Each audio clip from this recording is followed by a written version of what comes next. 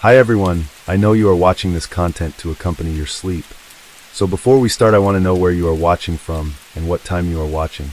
Also, don't forget to like, comment, and subscribe. Let's jump straight into the story.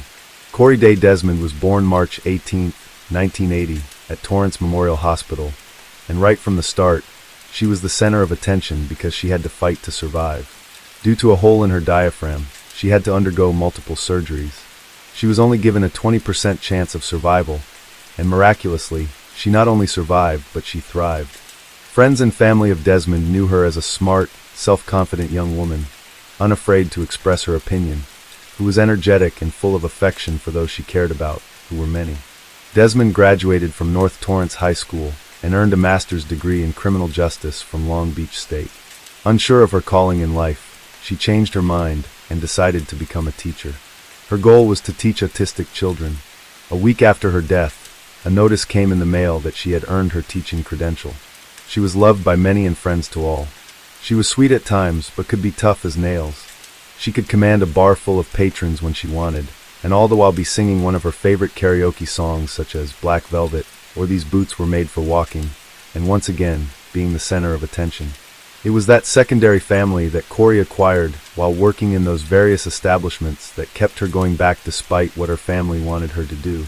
In 2009, Corey worked in a bar. On Saturday, February 14th, she had a shift that ended at 9:30 p.m. She then walked 2 blocks to the popular Bar Street Lounge. Many employees of this bar knew Corey, as she had friends working there. She was caught on surveillance cameras helping her friends at the bar. She left there only after closing, around 2 a.m. None of her friends saw her after that. On Monday, February 16th, at approximately 2:20 p.m., the San Bernardino County Sheriff's Office received a terrifying call. About 100 miles from the bar where people last saw Corey, the driver stopped to take snow chains off the wheels. The man felt a strong, unpleasant smell as soon as he exited the car. He thought the source of the stench was an animal that got hit by a car, but still decided to check. Not far from the car, he found something strange. He saw a black plastic garbage bag with a woman's body inside. The man ran out into the road in a panic, stopping cars and asking to call the police as his phone's battery was dead. They identified the victim by fingerprints and driver's license. It was 28-year-old Corey Day Desmond. Subjected to a brutal attack, the woman died from strangulation. She had a lot of bruises on her face and neck and injuries to the back of her head. Corey tried to fight back, as she had several defense wounds. Although unable to determine the exact time of death, the medical experts said Corey was on the street for about 12 to 36 hours before the man found her. Corey's pants were unbuttoned and pulled to her knees, but no signs of intimate contact were found. The first conclusion that investigators came to was that the place where the driver found Corey's body was not the place of her death. The criminal left her body by the side of the road, hoping it would take time to find it. Before the man found her body, the rain destroyed all possible evidence. Reporting bad news to the families of the dead or missing is perhaps the hardest thing in the work of a policeman. At that time, Corey was living with her grandmother. The news about the granddaughter's body found in a garbage bag shocked the woman. And this news was no less devastating for Mark, Corey's father. Mark knew perfectly well how the system worked. Sometimes the police delay the investigation for many months because they need a warrant to conduct searches, interrogations, and fingerprinting. There are cases when the time-consuming bureaucracy slows down the process of solving a crime. Therefore, Mark decided not to sit and wait for the police to find the person who deprived him of his daughter. He decided to act. He said love for his daughter gave him the strength to look for the criminal. Mark found Corey's Jeep Wrangler in an alley next to the bar where she worked. He also discovered that Corey disappeared on the night of February 15th, but unfortunately, no one knew about it. Grandma did not panic because Corey was already an adult and could stay overnight with a friend or friends. In addition, she often worked late into the night and came home when her grandmother was already asleep. Investigators went to the bar where Desmond worked to find possible witnesses or leads.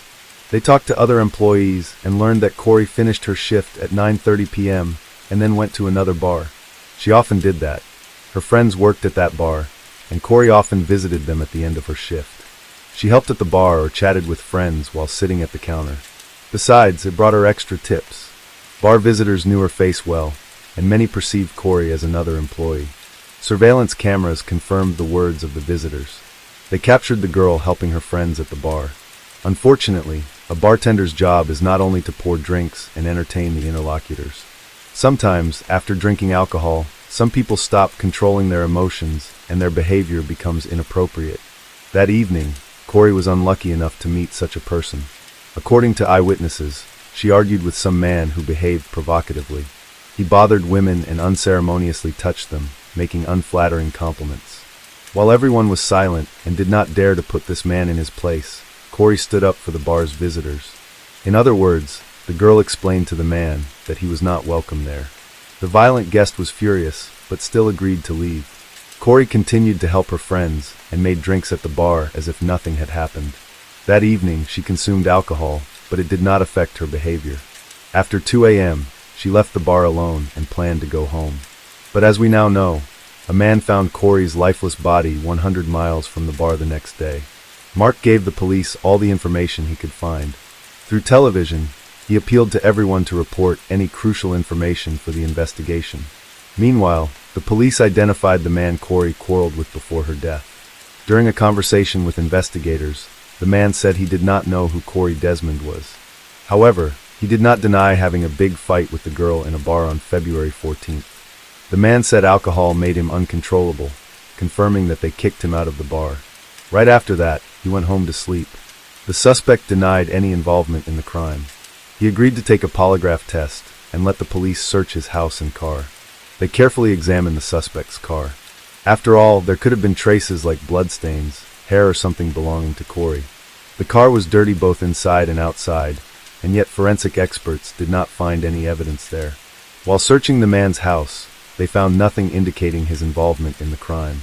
The last hope of the investigators to catch the man in a lie was a polygraph test. But the man passed it without much difficulty, answering all the questions of the police. In addition, his wife confirmed that he came home before 2 a.m. and immediately went to bed. Corey left the bar around 2 a.m., which means this man was not involved in her death. Thus, the police excluded him from the list of suspects. But the problem was that they had no other persons of interest in this investigation. They studied Corey's personal life, trying to find out if she had enemies who could wish her harm. Investigators found out another strange detail. The owner of the bar where Corey worked said that night, she came and asked for permission to use the toilet.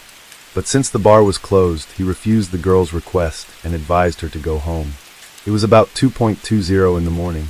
What happened next remained a mystery, because Corey never got in the car and did not go home. Investigators assumed that she had been abducted or assaulted near her place of work. However, the bar's surveillance cameras did not record this, and there were no witnesses on the street at such a late hour. At the time of Corey's death, her blood alcohol content was more than 4 times the legal limit for driving.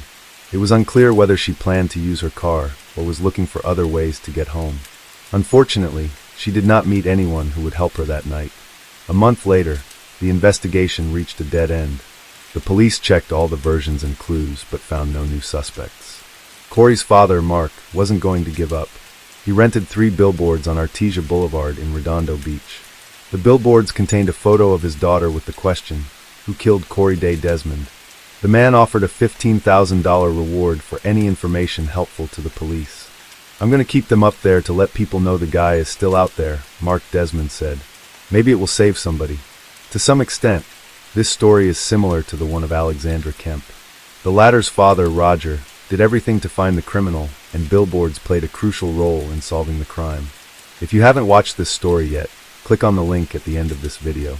Information about Corey periodically appeared on 50 electronic billboards. Eventually, it brought results.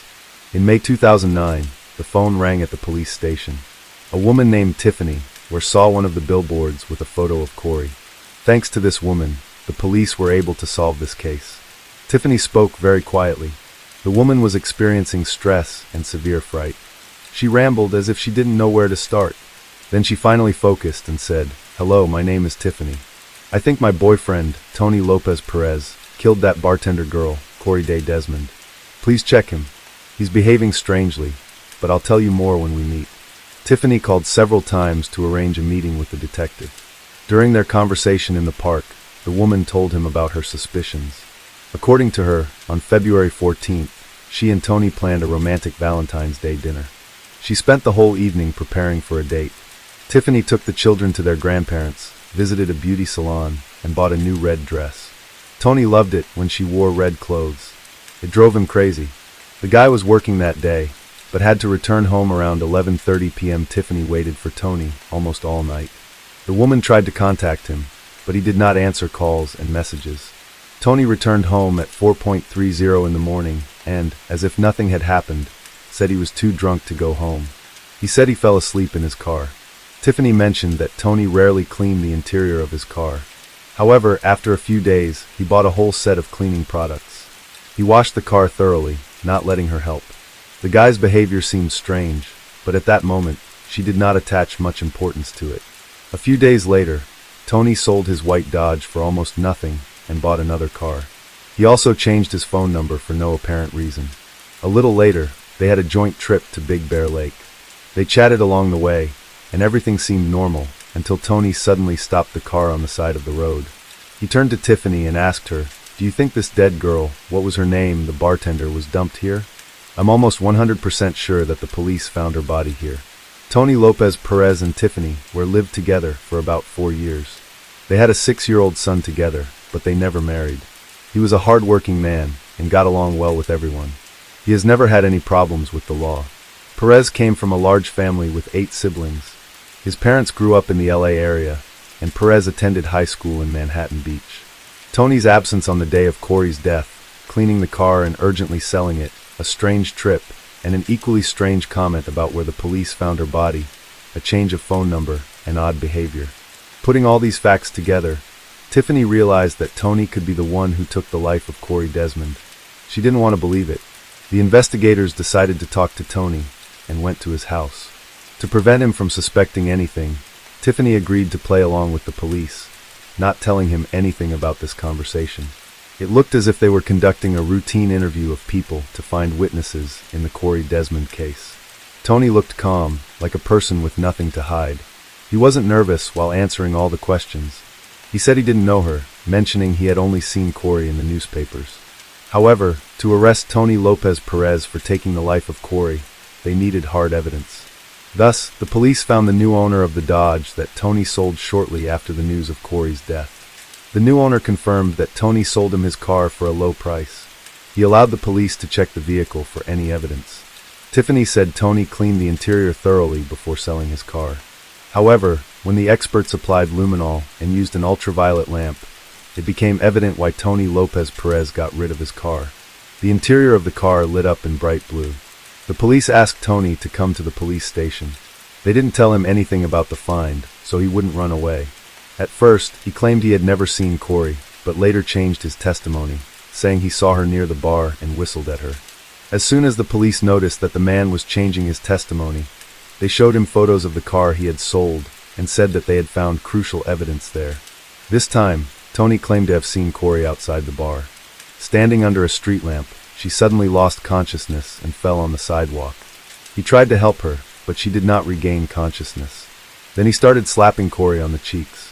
Corey opened her eyes and started screaming. She told him to get out and asked him to let her go. According to Tony, he got scared, put his hands over her mouth, and accidentally strangled her. Fearing he would get blamed for Corey's death, he put her body in the back seat of his car and drove home. Perez said he woke up during the night and went outside to see if it was a nightmare. "I opened the door and it was not a nightmare," Perez told detectives. It was true. Perez said he went back inside and tried to get some sleep. In the morning, he went to work with Desmond's body still in the back seat. At the end of the working day, he placed her body in 2 garbage bags, took it to a remote area, and left it next to the side of the road. According to Tony's story, what he did to Corey was an accident. He claimed that he was drunk and scared. He accidentally strangled her in a state of panic, but Corey's injuries suggested otherwise. She had severe injuries on the back of her head, bruises on her face and neck, and defense wounds on her hands. Moreover, Corey's pants were down to her knees. Tony Perez was arrested and charged with first-degree deprivation of life. The next day, he showed the police where he dumped Corey's body. In addition to Tony's confession, they now had the results of DNA tests. Corey's blood matched the blood found in the car that Tony sold immediately after committing the crime. At the 2011 trial, Coroner Jack Sheridan testified to the multiple contusions to the victim's head, the evidence of strangulation, and the blunt force trauma to her face. Sheridan also said she had scratches on her body that suggested the criminal dragged her after her death. Based on Corey's injuries, prosecutors said Perez assaulted her and tried to force her into intimacy in the early morning of February 15, 2009. Corey resisted. Unable to get what he wanted, Perez strangled her. Tiffany Ware testified during the trial. She told the San Bernardino County jury that her former boyfriend, Tony Lopez Perez, had an insatiable appetite for sex in January and February 2009. Even though they were making love almost every day, Ware said Perez was still not satisfied. Tiffany also told the court that Tony had twice engaged in intimacy with her against her will. It happened after the birth of their son, and with an interval of about a month. Both incidents occurred when she was fast asleep on the couch after taking painkillers due to severe back pain. Perez, who chose not to testify at the trial, made his first statements to the court during his sentencing. He said he was taught to love and respect those around him, but that he veered off course at times. I forgot the key lessons I was taught about in life, which make me a man, a father, a loving uncle to many, and a responsible person who supports his family that I so love, Perez said. In the end, I fell short. He generally stuck to the story his attorney Andrew Hennell presented at the trial, that he was scared and didn't mean to hurt Desmond. Hennell argued to a jury of 6 men and 6 women that Perez found her passed out on the sidewalk. He said he tried to calm her down and didn't mean to kill her. I should have thought before acting, Perez said. I should have stepped back and cleared my head. Fear took over. I was so scared, so careless. Corey's father, Mark Desmond, said his daughter had a beautiful future ahead of her before her life was cut short at the age of 28. Tony Perez should live the rest of his miserable life knowing he killed his own children's hopes and dreams at the same time he was killing Corey, her father said. He embodies all the characteristics that women in society fear. Just before sentencing, Perez asked God and the court to show him mercy. My very deepest apologies to the Desmond family and to my own family. I have brought such hurt and sorrow to the Desmonds that will forever shape their life. I hope he never gets out in the street again, said Desmond's grandmother Beverly. I hope he suffers as much as she suffered. In July 2011, a jury of 6 men and 6 women found 36-year-old Tony Lopez Perez guilty of first-degree deprivation of life. He was sentenced to life imprisonment with the right to parole after 25 years. Corey Desmond's family expressed gratitude to Tiffany Ware, thanks to whom the police solved this case. If it hadn't been for her, I don't think they would have ever found out it was him, said Leslie Schwab, a family friend who attended every day of the trial, along with about a dozen others in San Bernardino County. On June 1, 2011, the Waller family's life took a turn. A woman named Jackie contacted her sister Cheryl, informing her that she was going to pick up her children from her ex-band, Clay. Jackie planned to return home later that day. However, she never came back, nor did she make any further contact. Worried and unable to reach Jackie, Cheryl became increasingly anxious. By around 7 p.m., Cheryl decided to drive to the police station. Here, she made a startling statement. Cheryl claimed that Clay Waller had killed her sister. The police officers found this accusation shocking, since Jackie had only called a few hours earlier, and there hadn't been any immediate cause for concern or reason to believe she was in danger at that time. Despite the unusual nature of Cheryl's assertion, it eventually became apparent that her instincts were correct. Jackie was indeed entangled in a troubling situation. So what exactly happened to Jackie? And why was Cheryl so convinced her sister had been murdered by her ex-husband, even before Jackie was declared missing? Jackie was known for being sweet, kind, and caring. When she met Clay, there was an instant connection between them. Clay had a speech impediment that had subjected him to ridicule by others. This made him feel awkward and uncomfortable in social situations. However, unlike others, Jackie didn't ridicule him. Instead, she defended him and ensured he wasn't hurt by people's unkind remarks. Jackie's nature was all about protecting the vulnerable, fighting injustice, and helping everyone around her. It wasn't long before their bond grew stronger, and they got married. At the time of their marriage, both were about 30 years old and aspired to have a large family. They bought a small house in Sanguine View, Missouri, where Jackie began creating a family nest. She had a successful career. Unfortunately, the same couldn't be said about Clay. His life consisted of numerous failures, and he struggled with holding down any job for long periods. As a result, Jackie became the primary breadwinner of the family. She always dreamed of having children, but faced challenges in conceiving naturally. Determined to become a mother, though, she underwent fertility treatments, commonly referred to as ECO. So when Jackie discovered she was pregnant, with triplets no less, her joy knew no bounds. The family included 2 girls, Abai and Addison, plus 1 boy, Maddox. It was incredibly challenging for the woman to care for 3 children at once. Nonetheless, she did not complain. She continued to shoulder all responsibilities by herself, without relying on her husband. He seemed uninterested in the children. At that time, Clay took a job with the sheriff's office to support the family, while his wife cared for the children. However, he didn't stay long. He was fired after a year. Only Jackie's parents and sister provided assistance with the children, allowing her some respite. When Clay lost his job, Jackie took on work to support the entire family. Even after their children were born, Clay did not change his behavior and showed little interest in either his family or work. Occasionally, he engaged in part-time work that didn't bring in the expected income. Clay seemed comfortable living off his wife's hard work. She worked 40 hours a week and managed the household simultaneously. Jackie's career progressed rapidly.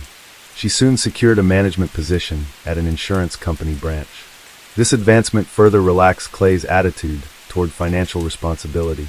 Instead of appreciating his wife's efforts, Clay mistreated her in various ways. He insulted her frequently, called her worthless, and demeaned her value by stating no one wanted her. His infidelities and abusive actions caused significant distress. Jackie's parents and sister were deeply troubled by Clay's behavior and urged her to divorce him. However, Jackie was reluctant to take such a drastic step at that time and tried to salvage their marriage. Every day brought diminishing hope that their relationship could be saved. Over the next few years, financial difficulties compounded their problems because Clay was not working while Jackie's salary could no longer cover all expenses for their large family. Mounting mortgage debts led to their house being foreclosed upon. The woman decided it was time to move in with sister, seizing upon the opportunity. Her husband then relocated to a friend's place. At this point, their children were a bit older. Jackie faced the tough, yet necessary choice to file for divorce. She believed she and her kids deserved a better life. When Jackie brought this up with her husband, Clay seemed calm initially. However, he soon changed his stance and refused the divorce. His threats started subtly, but gradually escalated into direct threats against her life. He warned that divorcing him would be like signing a death warrant for herself and their children. These threats terrified Jackie, yet she remained resolute. Living under such conditions was no longer an option for her, so she sought ways to end her marriage with Clay. She turned to her family, sharing the behaviors of her husband, and began keeping a diary to document his actions. Jackie also noticed that Clay was stalking her. For the sake of safety, she and her children moved in with her sister during this period. Her kids were only 5 years old and didn't understand the situation fully. Nonetheless, Jackie explained that their current living arrangement was crucial. Time passed, and things began to stabilize as the divorce process neared its conclusion. It appeared that Clay had come to terms with their separation and ceased his harassment towards Jackie. They even started forming new relationships on the side. Jackie allowed Clay visitation rights with their children, and disputes between them reduced significantly. On June 1st, 2011, Clay and Jackie agreed to meet at the attorney's office to finalize the last aspects of their divorce. On that day, their son Maddox was visiting his father, while Jackie's other children stayed with Cheryl, Jackie's sister. After the meeting at the attorney's office, Jackie planned to pick up Maddox from Clay's house before heading back to Cheryl's place. Leaving the office, Jackie telephoned her sister Cheryl to report that everything had gone smoothly, and mentioned she was on her way to collect Maddox from Clay's residence before returning home. That conversation would be their last. Jackie gradually lost touch. As time passed, her sister became increasingly anxious and started calling Jackie, but there was no answer. She then tried calling Clay, but he didn't respond either. Cheryl began to suspect that Clay had done something to Jackie. She sent him a text message. "If I don't hear from Jackie in 5 minutes, I'm going to the police." Almost immediately, Clay called back asking what was wrong. Cheryl responded firmly, stating that she believed he knew exactly what was happening. Clay asserted he didn't know where Jackie was, and mentioned he would instruct her to call Cheryl when he saw her. However, Cheryl wasn't convinced. She took her sister's children to their parents that had house and filed a police report personally. Despite initial skepticism about Clay's involvement in Jackie's disappearance, the detectives took her concerns seriously. They didn't make her wait for 24 hours before investigating further. Instead, they pried to contact Jackie's ex-husband for any leads on her whereabouts. When questioned, 41-year-old Clay informed them that he had lunch with Jackie. They subsequently went to the attorney's office to discuss some aspects of their divorce, and then drove together to his house for further discussions. He claimed that after chatting for a while, he left for the store. Upon his return, Jackie's car was gone. He assumed she had departed. Clay added that his son Midex was in Illinois with his new girlfriend at the time, and insisted Jackie was aware of it. According to him, Jackie wasn't there for her son, but merely to talk about other matters with Clay.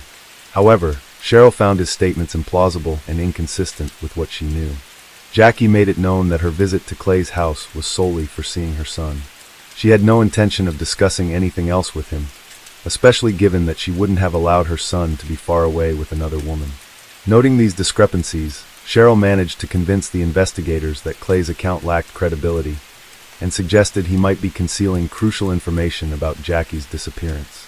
In light of this new perspective provided by Cheryl, investigators were now treating the case more urgently, as both the missing person and her car remained unaccounted for. A comprehensive search was launched for Jackie a few hours after her disappearance. Investigators her Honda Pilot on an interstate highway with a flat tire, but there were no signs of an accident. The tire appeared punctured intentionally, making the scene look staged. The car was open and empty, with a few bloodstains on the back seat, but no other clues indicating her whereabouts. These disturbing details hinted at a possible attack and kidnapping. The search effort for Jackie was concentrated in the vicinity where her car was found. Numerous volunteers, including police officers, rescue squads with dogs, and family members participated in the search. They came from various parts of the region, responding to requests from Jackie's relatives. Despite the unbearable heat, many were willing to help locate her. Jackie's announced a reward of $3,500 for information about her whereabouts. Despite their efforts, including extensive searches and public appeals for assistance, the search yielded no results for several days. Police began to scrutinize Clay, Jackie's ex-husband, more closely. When they visited his house to speak with him again, he recounted the same story as before, but refused access to his home and car. He promptly hired a lawyer who asserted his rights. For days after Jackie's disappearance, Clay left her a voicemail with a distressed tone. "Hi honey, it's Sunday. You went missing on Wednesday. Please call me if you get this message. I don't know where you are, and I miss you very much." Detectives later obtained a search warrant and returned to Clay's residence for a thorough inspection. During this inspection, they discovered blood-like stains in his vehicle. Forensic analysis revealed it was fish blood. Clay had deliberately coated the car with fish blood and recorded it on video as a test for forensic experts. In addition to examining the vehicle, investigators noted conspicuous details in Clay's house. A section of carpet had been removed from the floor, leaving an obvious mark. Tiny drops have also found on the walls of the hallway, leading to the basement. These findings raised further questions about Clay's involvement and intentions regarding Jackie's disappearance. Traces of furniture rearrangement were evident, signaling that something unusual was happening in the house. Forensics examined under the floorboards and discovered a bloody carpet. Blood samples from the house and the carpet were sent to the laboratory for further examination. Detectives tracked the missing woman's last known movements to 1:10 a.m. She was observed at a drugstore with her ex-husband. The pair appeared composed and normal. Approximately 2 hours later, she was seen at an ATM withdrawing money. After that, Jackie did not reappear on CCTV, although Clay was seen a few hours later with his son and new girlfriend at a toy store. Subsequently, they visited a car wash in their pickup truck, which had a suspicious trash can inside. By then, Clay had changed clothes and meticulously washed both the car and the boat. This increased suspicion around him, establishing him as the prime suspect. Investigators released photos of Clay's pickup truck and boat, requesting eyewitnesses who may have seen them. A young couple reported seeing Clay near Devil's Island on the Mississippi River in response to this request. Detectives confirmed this information through an analysis of Clay's cell phone billing records, prompting them to focus search efforts in that area. Despite numerous searches over the large terrain, nothing surfaced directly linking to the missing woman. The forensic results soon arrived, indicating that the drops of blood found in Clay's house indeed belonged to Jackie. The police then operated under the assumption that Jackie was deceased. Detectives called Clay in for questioning and attempted to procure a confession from him regarding Jackie's murder. However, Clay denied all accusations, stating that the bloodstains were remnants of an old domestic incident in his kitchen. Without physical remains or definitive proof of death, investigators lacked grounds to arrest or charge him. Despite releasing him from custody, authorities kept Clay under close surveillance and continued their investigation. Being an ex-deputy sheriff himself, Clay knew they were monitoring him closely and engaged in deceptive maneuvers to elude detection, effectively playing cat and mouse with law enforcement officials. He'd go to deserted vacant lots to mislead the investigation, while the entire neighborhood stood by and participated in the search for the missing mother of 3. Clay continued to bully and taunt them. He would drive past the search party or Jackie's family, insult them, give them the middle finger, and shout that they were wasting their time and wouldn't find anything. His defiant behavior raised more suspicions and questions. Meanwhile, the missing woman's sister Cheryl fought in court for custody of the triplets. She feared the children would go to a father who was a danger. His erratic behavior backfired on him, and Cheryl got custody. This enraged him, and he began threatening his ex-wife's sister with violence, including writing about it on social media. The woman recorded these threats and contacted police. Detectives seized the opportunity and arrested Clay nearly 5 months after Jackie's disappearance. He was charged with threats to life, which he accepted, but claimed he wrote out of anger and despair at losing custody of his beloved children. Clay insisted he didn't plan anything bad against Cheryl. He viewed himself as a victim in this situation. While investigating this incident with his sister, police found out he had other charges pending against him, stealing $50,000 from a previous employer, as well as stalking a man. Detectives pressed his former coworker, hoping Clay would confess to killing his ex-wife and lead them to her body, but it was futile. Clayton continued to deny all charges regarding Jackie's disappearance. Instead of confessing to the crime, he started claiming confidently that he knew who was behind his ex-wife's death, a man named Harry, but detectives had already checked this lead thoroughly. Harry had an ironclad alibi that eliminated him from suspicion. All evidence pointed only to Clay, yet he kept denying it. He ended up going to prison for 5 years for threatening Cheryl. While the police locked him up in jail, they continued to investigate Jackie's disappearance. The search for the missing woman continued on Devil's Island, but never yielded any results. Eventually, about 2 years after Jackie's disappearance, the cops gathered a lot of circumstantial evidence, video camera footage, blood in his house, and more. They decided to charge Clay with his ex-wife's murder, even without her body. It was a risky and desperate move because if they lost, the prosecutor's office would not be able to charge him a second time. However, the prosecutor was determined. After consulting with his accomplices, Clay concluded that it would be best for them to make a deal with the prosecution to reduce the sentence. To do so, the defendant offered to plead guilty to the murder and provide the location of the body. Jackie's family agreed to this deal because it was important to give her a decent burial. Clay led police officers to his ex-wife's body. It was in a secluded spot on a remote sandbar on the Illinois side of the Mississippi River. At first, he couldn't remember exactly which tree he had buried her under, but then admitted that he had placed a bag of fertilizer on top of her body. One of the policemen, who was an active gardener, explained that large quantities of fertilizer killed trees.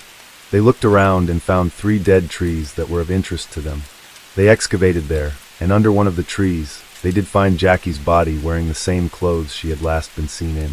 The woman was identified from dental records as Jackie Waller. Finally, Jackie's loved ones recognized that she was definitely dead and found her body. Then they were able to commit her to the ground. The woman's funeral was held on her parents' golden wedding day. Cheryl told their children that their mom was gone, and she had been killed by their father.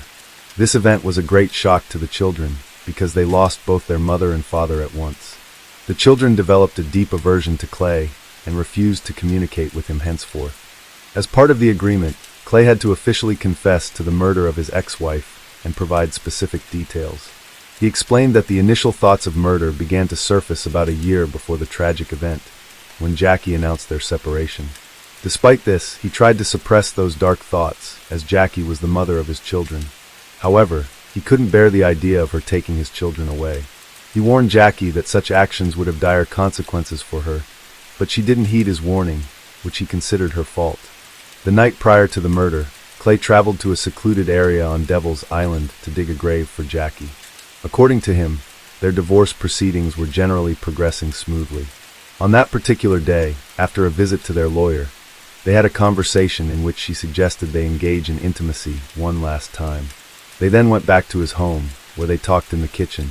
While looking for a snack in the refrigerator, Clay accidentally raised his head, hitting Jackie and causing her nose to bleed. This incident angered her. She stormed out into the hallway, where she smeared blood on the walls and started yelling at him that he would never see his children again. At this point, Clay lost control and attacked her. He hit her in the face with his hand, and then strangled her. Subsequently, he took Jackie's body out in a dumpster and buried it in the pre-dug grave. Afterward, he meticulously cleaned out both the car and house, took a shower, changed clothes as if nothing happened, and then went on to meet his new girlfriend and son at a toy store. Throughout this process, Clay claimed that everything was driven by impulse and emotion. He did not originally intend to kill Jackie. This contradicted his earlier statement, claiming he had dug the grave the day before. However, if Clay did not plan to kill the woman, why would he have dug the grave beforehand? It appeared to be premeditated murder. The medical examiner found multiple skull fractures on the deceased, indicating blunt force rather than a simple beating with fists. No one believed his story. Clay, who showed no remorse for killing his ex-wife, felt jubilant at receiving only 20 years in prison for second-degree murder, with the possibility of early release. The prosecutor, however, had another strategy. Clay's testimony about digging the grave buried him further. He had dug the hole in Illinois while the murder occurred in Missouri. These actions fell under the federal law against domestic violence across state lines, and their violation allowed an additional 35 years to be added to his sentence. Clay Waller will be eligible for parole after serving 85% of his 55-year sentence. It turned out that Clay was unaware of such a law and did not foresee the consequences of his confession. Yet, his atrocities continued. Demonstrating further callousness, he wrote a book detailing Jackie's murder to profit from the tragedy. Sherelle, Jackie's sister, along with her husband, continues to raise Jackie's children with support from their elderly parents. The children have grown up remembering their mother as an exceptional person who remains forever in their hearts. They still harbor anger toward their father and deeply miss their mom. Jamie Hahn was born on October 25, 1983. Growing up in Orangeburg, South Carolina, she lived with her two brothers and sister, Brett, Justin, and Ashley. Despite their parents' divorce and remarriage, Jamie remained a cheerful child.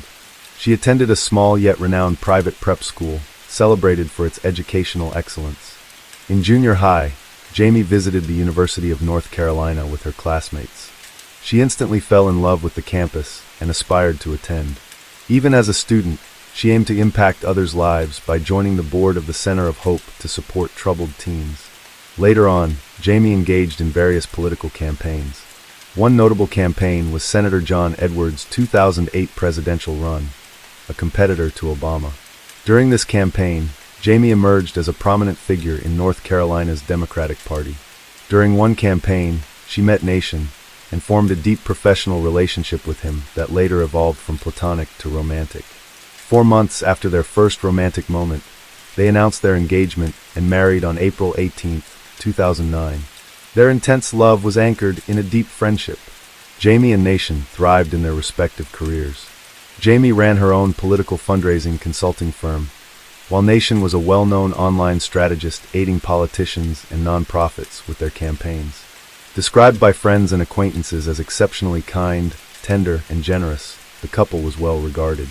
They took their marriage vows seriously and actively participated in projects like the Coalition to Protect Young Families in North Carolina.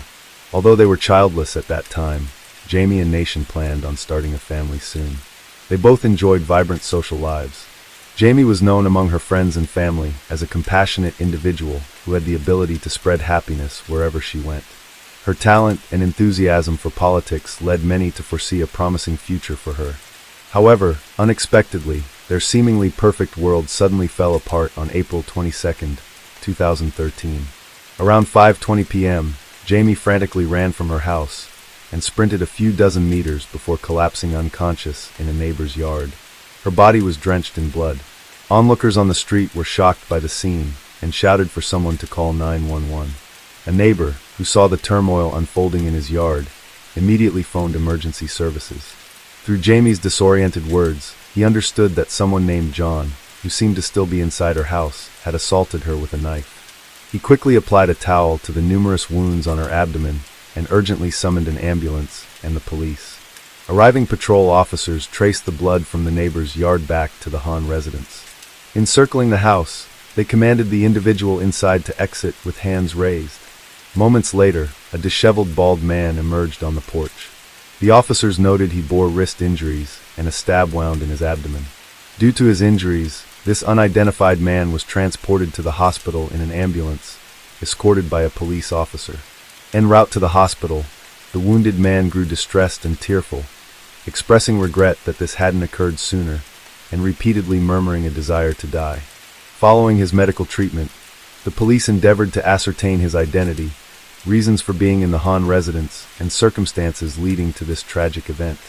They soon discovered he was 31-year-old Jonathan Wayne Brill, a close friend of Nation and a guest in their home. Jamine also knew John well. She had employed him as an accountant in her political consulting firm after he relocated to North Carolina. The couple had generously offered him accommodation in their home until he could find his own place. Nation and John hailed from the same hometown and first crossed paths in 2000 during a church trip. Despite a 4-year age gap, they quickly struck up a friendship. As it often happens with childhood friends, they drifted apart when one went off to college, but rekindled their bond post-graduation. They became virtually inseparable. Jonathan even had the honor of being the best man at Nation and Jamine's wedding. In April 2009, the trio was akin to the Three Musketeers, following the ethos of one for all and all for one. They shared vacations, regular Monday dinners, and celebrated holidays together. To some neighbors, Jonathan seemed almost like an extension of the Hahn family, given how much time he spent at their home. This deep, seemingly unbreakable bond makes the violent incident that left all three with stab wounds in their own home all the more perplexing and tragic.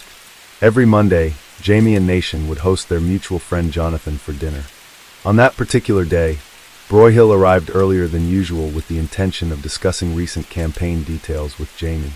The friends were deeply concerned about John's well-being, as he had confided in them about his diagnosis of pancreatic cancer, a notably aggressive and often terminal disease.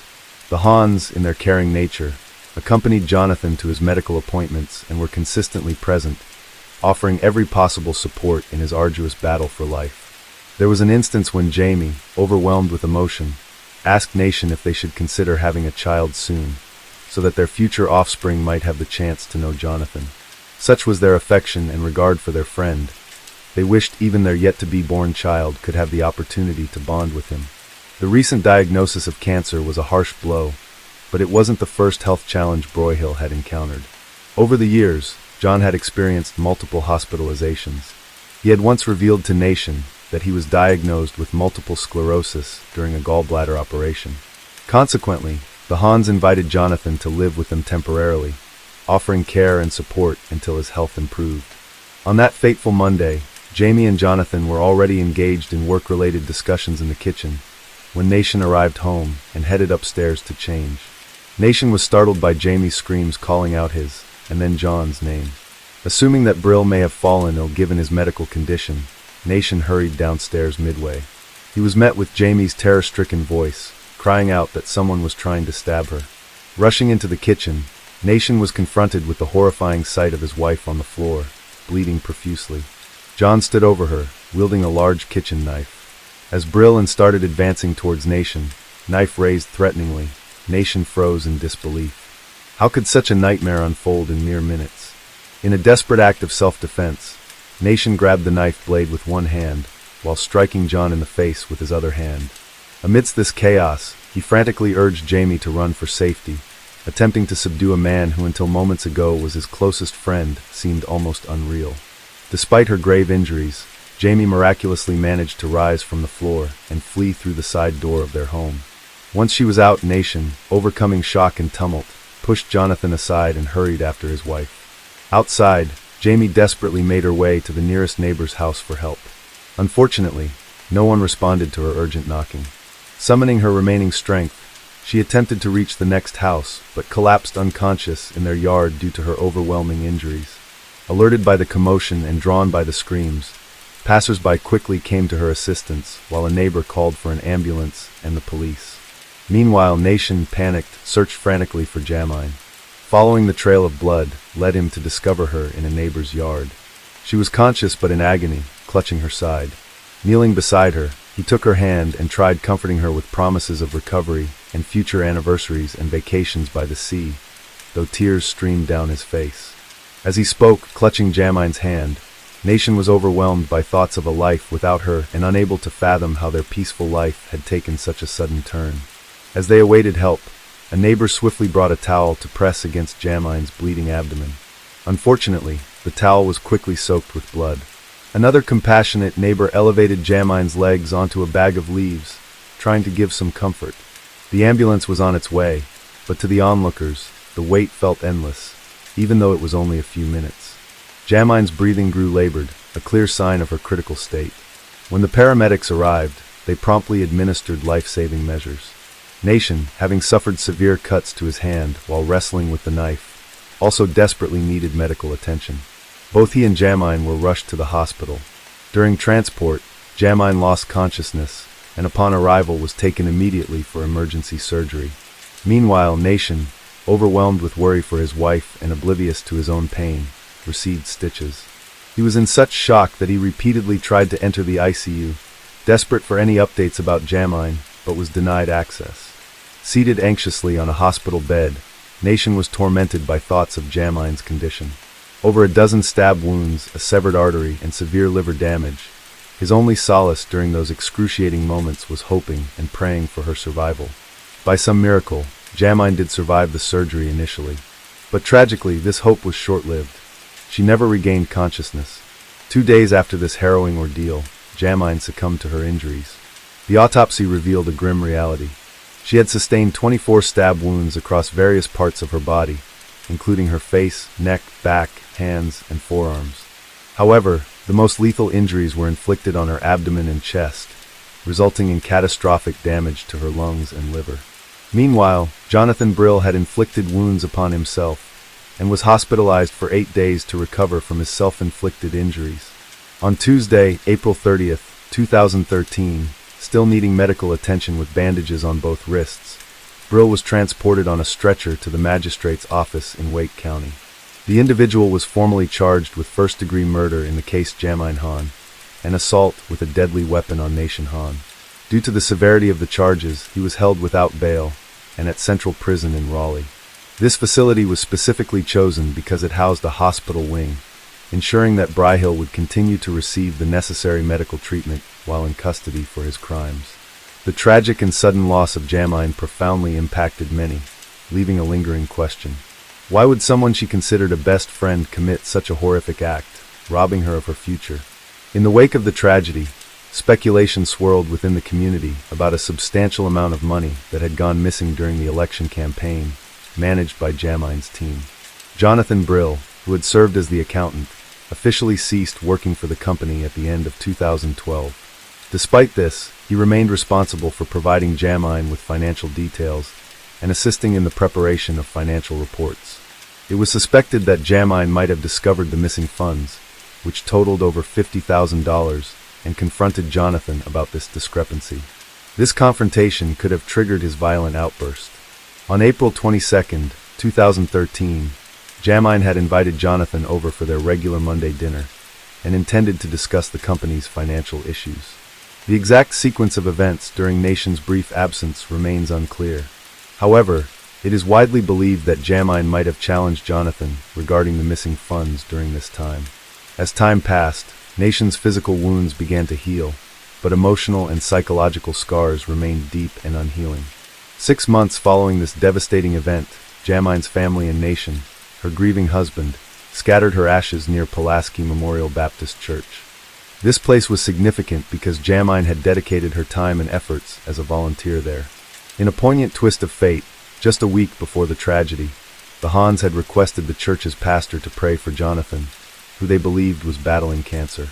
Did they know that soon, it would be they who needed the prayers of their community in the wake of such an unimaginable loss? The nation had to grapple with the truth that an individual he had known from childhood, whom he saw as his dearest friend, had completely shattered his life, and even more heartbreakingly, claimed the life of the woman he adored more than anything in the world. According to Nation, Jamine was his anchor, his backbone, and his soulmate. He couldn't fathom how the sun could continue to glow without her. The trial of Brill commenced on March 4, 2015. The district attorney informed the jury that Jonathan, serving as Jenny's financial manager, had written 39 checks to himself, misappropriating around $50,000, the identical sum missing from the account. To rationalize his deeds, Brill claimed various health issues including brain impairment from multiple sclerosis, memory deficits, a gallbladder operation, and pancreatic cancer. Compassionate Jamie refrained from confronting John about such a sensitive matter during his challenging times. She tactfully sidestepped the issue, hoping Brill would identify and rectify the mistake. All seemed normal until she got a call from a debt collector. Then the district attorney unveiled a startling truth. The preceding year, the defendant's first hospitalization occurred when he was admitted following an episode at Han's residence.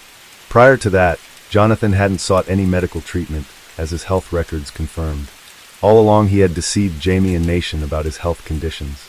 No gallbladder operation, no multiple sclerosis, and no cancer, but merely a manifest mental disorder and something dreadful.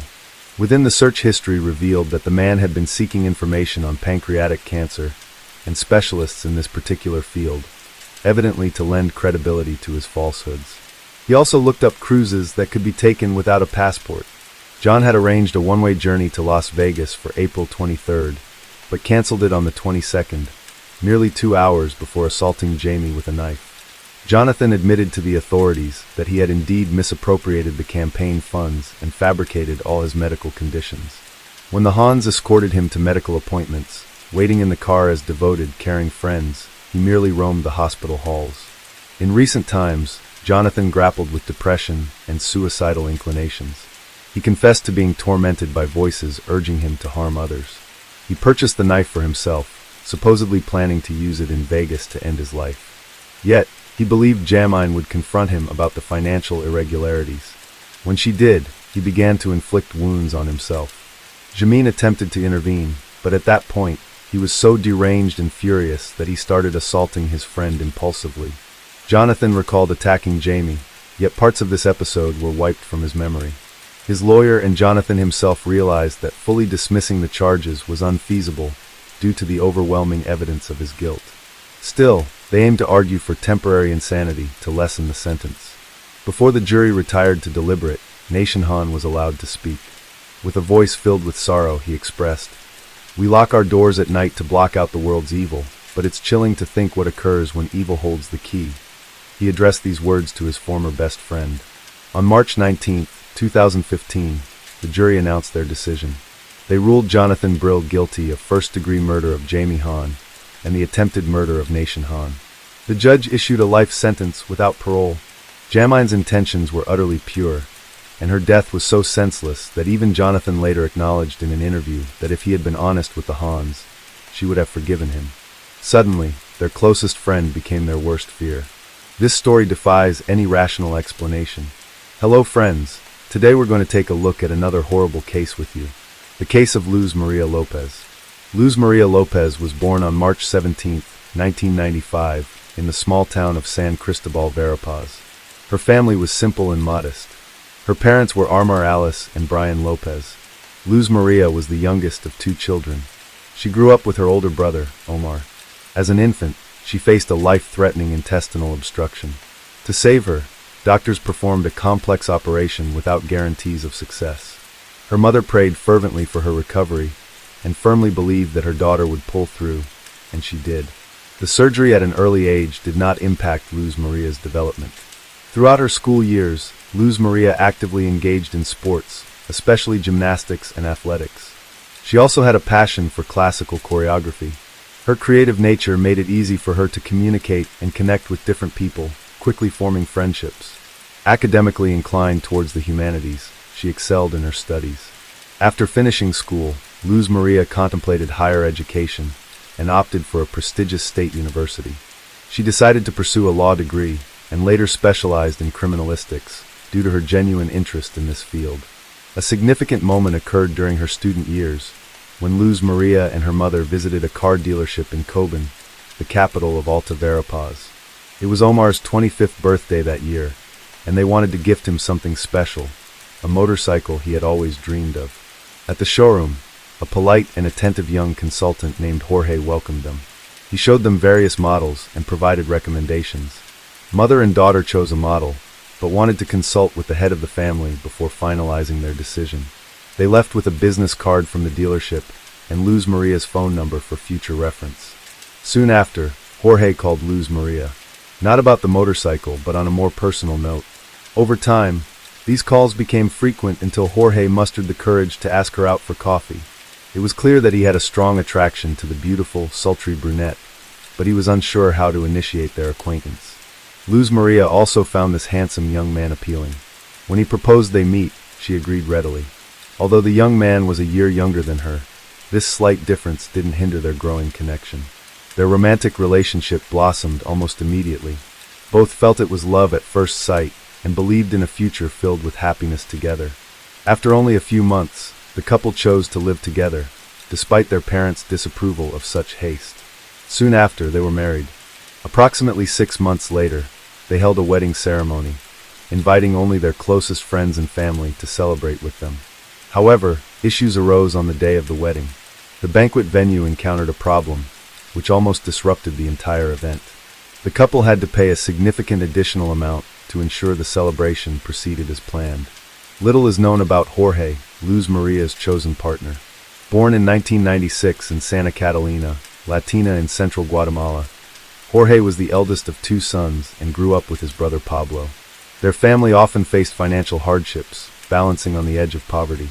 Thus, there wasn't enough money for luxurious clothes or expensive toys. It barely covered necessities. Despite these challenges, Jorge lacked aspirations for a better life and didn't focus on studying or securing a decent job. People who knew Jorge personally described him as withdrawn, and sometimes even aggressive due to his trouble controlling emotions. Consequently, he didn't have many friends and struggled with relationships. Nonetheless, meeting his dream girl sparked determination within him. He worked hard to win her love and hurried to marry her out of fear she might change her mind. It's worth mentioning that Luz Maria's parents were skeptical about their son-in-law right from the beginning. Overall, despite some initial challenges and doubts from others around them, their connection remained strong and unwavering. Something about this young man didn't sit right with them. They couldn't pinpoint it, and they couldn't convince their daughter not to marry him. Soon after the wedding, she became pregnant. Without a university degree, finding a good job was tough. Employers didn't want to hire someone inexperienced and expecting a baby, so she had to settle odd jobs. Her husband, by that time, had lost his job too, and wasn't eager to find a new one. When their daughter Alice was born, money became really tight. With both of them unemployed, they struggled to pay rent, or even buy food and basic necessities. Then Jorge suggested moving in with his parents temporarily. Luz Maria Lopez resisted for a long while, but eventually agreed. They couldn't stay on the streets with a baby. Luz Maria Lopez's mother was aware of her daughter's family issues and often urged her to come back home. But Luz Maria Lopez kept saying things would get better with her husband, and there was no need to worry. One day, the mother decided to visit her daughter and granddaughter at her son-in-law's parents' house and found a distressing scene. Luz Maria Lopez was in terrible shape, eating just once a day, and that too very little. However, Jorge's family didn't see the need to provide for their unemployed daughter-in-law. It's terrible. Luz Maria Lopez was breastfeeding Alice, so lack of proper nutrition threatened both their healths. But inadequate meals were only part of the myriad problems she faced in her mother-in-law's home, as she later discovered. She was constantly humiliated and even beaten by her husband's younger brother. He was irritated by the crying of the child and the presence of items in the house. His frustration him to repeatedly throw these items at Maria. On one occasion, he launched a baby bottle that struck little Alice, who was in her mother's arms. Jorge witnessed all of this, but never once stood up for his wife and daughter, acting as if they were strangers to him. Maria's mother persuaded her to take her granddaughter and return to the parents' house. Soon after, Jorge appeared at their doorstep, asking his wife to come back, promising he would find employment. She agreed, but only on the condition that they would rent an apartment and live separately from Jorge's parents. When Maria successfully defended her diploma, she fulfilled a long-time dream by securing a job with the city prosecutor's office. A smart, talented, and responsible young woman, she quickly earned the respect of her colleagues and began moving up the career ladder. Over time, the family's financial situation improved considerably. They could even afford to buy a car for two. However, this improvement was solely due to Maria's diligent work and reputation. Jorge was still searching for himself and preferred living at his wife's expense. He was jealous, lazy, and a domestic type with an explosive temper, which worsened over time. Jorge did not want to work, taking only temporary part-time jobs, if at all. He preferred sitting at home in front of the TV, drinking beer with friends, and spending what his wife earned. Moreover, Jorge was pathologically jealous and tried to control every move of his beloved. He did not permit her to make friends, or have lunch with colleagues in cafes, or just be somewhere without him. Constantly checking her phone records and reading messages became routine for him. He also forbade her from registering accounts on social networks. At home, when left alone with Maria, Jorge's behavior did not improve in any way. He often created scandals in seemingly calm places, constantly clarified his relationships, and habitually blamed his wife for any problems or family troubles. When they lived at his parents' house, Jorge never stood up for his wife. He just watched as she was humiliated, insulted, and occasionally even beaten by his relatives. Jorge himself also sometimes resorted to violence and didn't see anything wrong with it. He treated Luz Maria as if she were his property, believing she would endure everything and wouldn't leave him. Neighbors frequently heard screams from their home and saw signs of beatings on the young woman's face and body. Luz Maria repeatedly tried to leave her husband and considered filing for divorce. Several times, she took her daughter and moved out to live with her parents. However, each time her husband would go there, literally begging on his knees for forgiveness. Remarkably, each time Luz Maria forgave him and gave him another chance despite her parents urging her to come to her senses and leave the man. On December 15, 2020, after another violent altercation with Jorge, Luz Maria took their 3-year-old daughter Alice, got into the car in tears, and went to her mother's house. The following day, Jorge arrived there. His intentions were unclear, whether he wanted his wife back or simply the car. He claimed he had found a job and assured everyone that they'd change. Additionally, he promised never to raise a hand against his wife again. Surprisingly, Luz Maria believed him yet again and returned with him to their rented apartment. In mid-January 2021, Luz Maria called her mother to complain that not only did Jorge fail to secure a job as promised, but had also stolen the money she earned, effectively leaving the family destitute. Her mother felt sorry for her daughter and offered financial help so they could get by until the next salary was received. The women agreed to meet on the morning of January 19th, but Luz Maria did not arrive at the designated time. She decided to visit her daughter's workplace the next day. Upon arrival, she discovered that Luz Maria Lopez hadn't shown up for 2 days, and no one had been able to contact her. At the same time, Jorge, also searching for his wife, appeared at the prosecutor's office. He mentioned that they had argued again, and thought Luz Maria Lopez had gone to her mother's house. He figured she wasn't answering because she was upset with him. The concerned mother immediately felt something was wrong and suspected her son-in-law might be lying. She went straight to the police to initiate a search for Luz Maria Lopez without delay. That same day, an alert system named Isabel Claudina, originally Alerta Isabel Claudina, was activated nationwide. This emergency system was triggered for young women reported missing. When the extensive search began, Luz Maria Lopez's husband was quickly identified as the prime suspect, though it would actually be more accurate to say he was the only suspect. Luz Maria Lopez had no known enemies or reason someone would kidnap her, and Jorge was the last person seen with her alive. Naturally, he denied any involvement in her disappearance, asserting that he himself was distraught over her absence and irritated by being labeled as the main suspect. Despite his denials, Jorge repeatedly contradicted himself during questioning and failed to provide a clear explanation as to why he hadn't informed the police on the actual day of his wife's disappearance. He claimed he believed she was at his mother-in-law's home, but didn't call or visit there. While law enforcement searched for witnesses and combed through areas for any clues, a breakthrough came on January 22nd. Municipal workers accidentally discovered Luz Maria Lopez's body while responding to a call about a clogged storm drain near a road.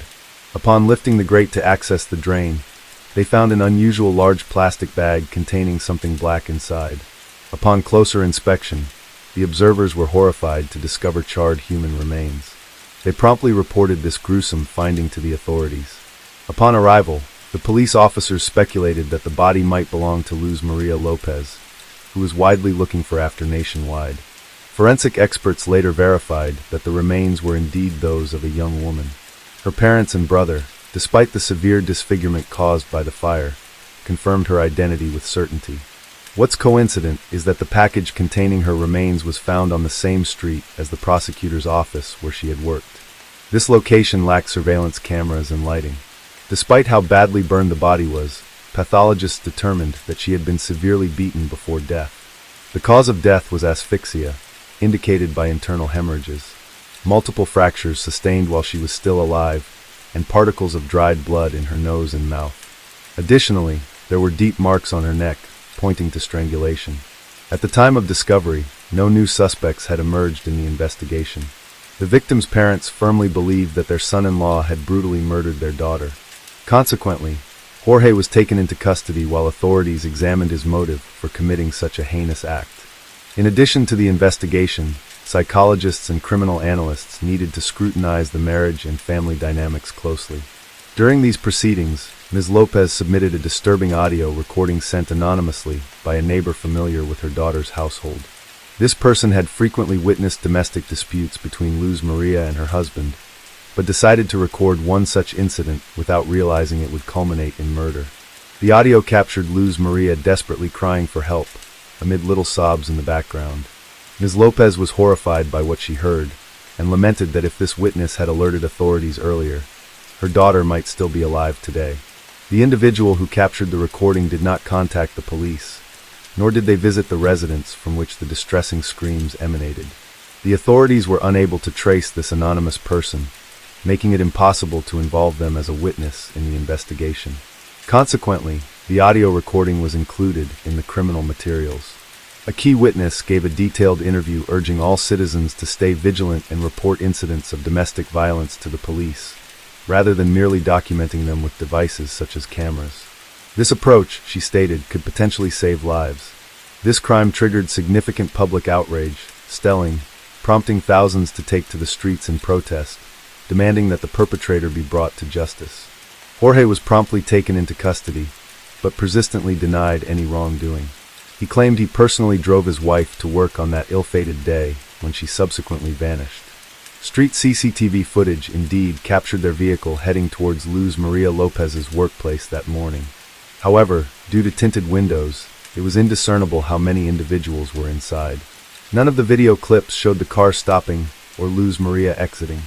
Further discoveries were uncovered at the couple's rented home, where faint traces of clean blood and drag marks were detected. These findings suggested that a violent crime likely occurred there. An additional piece of evidence came when microscopic fragments of burnt flesh were discovered in the trunk of their family car. Moreover, during their search, investigators paid close attention to a recent purchase made by Jorge and his wife, a double orthopedic mattress. It wasn't so much about the mattress itself, but rather its dense polyethylene wrapping, which analysis revealed had been used to transport Luz Maria's burnt remains. Additionally, several neighbors testified about having repeatedly heard Jorge verbally abusing and threatening his wife with death just days before her sudden disappearance. Her husband had shouted that he would kill her if she decided to leave him, and that he would hide her body so that no one would ever find it. Based on the data collected by expert criminologists, as well as the testimony of several witnesses, the investigation presented a gruesome picture of the crime. The murder occurred on the night of January 19, 2021. The day before, the couple had a big fight, and Jorge once again resorted to violence with his fists. He had previously had issues with his temper, but this time he went into an uncontrollable rage. He struck his wife multiple times, causing her to scream and cry for help. These screams were heard by their neighbors, but nobody called the police. During the beating, Jorge broke his wife's nose and caused a head injury. After this brutal assault, he strangled her with his bare hands, and then attempted to dispose of the body. He dragged it into the backyard, doused it with campfire liquid, and set it on fire. However, Jorge did not anticipate how smoky and foul-smelling the burning flesh and hair would be. Concerned that neighbors might notice and call the fire department or police, he quickly extinguished the fire. He wrapped the charred remains in plastic and sought a secluded location where he believed the body would never be found. The most horrific aspect was that Jorge committed these acts in front of their young daughter. Despite her tender age, she somewhat comprehended what was occurring. The child, 3.5 years old at the time, witnessed both the beating and subsequent murder, as evidenced by her cries and screams, which were also recorded. Aware of some forensic techniques from his wife's textbooks at home, a fact due to their abundance, Jorge attempted to cover up his crime and establish an alibi.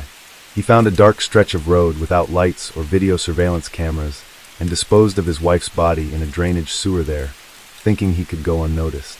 The next morning, he drove to her place of work along the usual route, as if he had taken Maria there just as he did every morning. The following day, he began to simulate an active search for his wife, calling her colleagues, acquaintances, and relatives. The criminal's lawyers delayed the trial as much as they could. They also attempted to throw the investigation off track. They insisted that all the evidence and witness statements were circumstantial, emphasizing that not a single piece of evidence unequivocally proved Jorge's guilt. Defense attorneys tried to get the detention changed to house arrest. They argued that Jorge himself was deeply depressed, due to being accused of killing the woman he loved and the mother of his child. However, decisive evidence came from data obtained from Maria's phone. All this time, the device was in her husband's possession.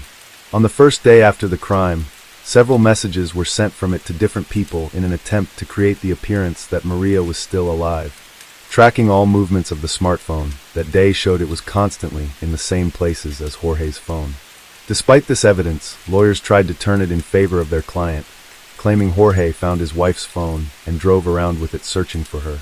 Yet no one could explain why he was sending messages from it or calling it from his own cell phone. Another proof of guilt was bruises and scratches on Jorge's body, found on the day of his arrest. These marks were photographed by experts and indicated that Maria clearly resisted. The most vivid was a scratch on his neck. Unfortunately, particles of Jorge's epithelium under Maria's fingernails couldn't be found because they were destroyed by fire. Despite many controversial points, the prosecutor asked for the maximum possible punishment for Jorge. Court hearings and proceedings were repeatedly postponed due to the raging worldwide pandemic. But in October 2022, Jorge was finally found guilty of his wife's brutal murder and sentenced to 50 years in prison. Although he maintained his innocence throughout, custody of little Alice was given to her maternal grandparents, who admitted their granddaughter now holds the main meaning in their lives. During the London Olympics, a young Puerto Rican boxer, Felix Verdejo Sanchez, emerged as a shining star. Heralded as a diamond, he was seen as one of the most promising athletes from his country, with predictions of future titles and gold medals. Everyone believed that this talented and driven young man would reach incredible heights in the world of sports. In 2021, Felix Verdejo's name resurfaced in the global media, but this time it was in the crime section. The story revolves around a teenage romance that grew into an obsession, ultimately leading to a horrific tragedy. This tale also highlights how the 2014 Knockout of the Year recipient, praised and promoted by two-time Olympic champion Vasyl Lomachenko, narrowly avoided a death sentence and was sentenced to life imprisonment instead. Despite overwhelming evidence and his accomplice's confession, Verdejo continues to deny any guilt. Born on May 19, 1993 in San Juan, Puerto Rico, Felix grew up in a modest, large family and had a passion for sports from an early age. Initially, he planned to pursue a career in baseball, but a pivotal incident changed his path.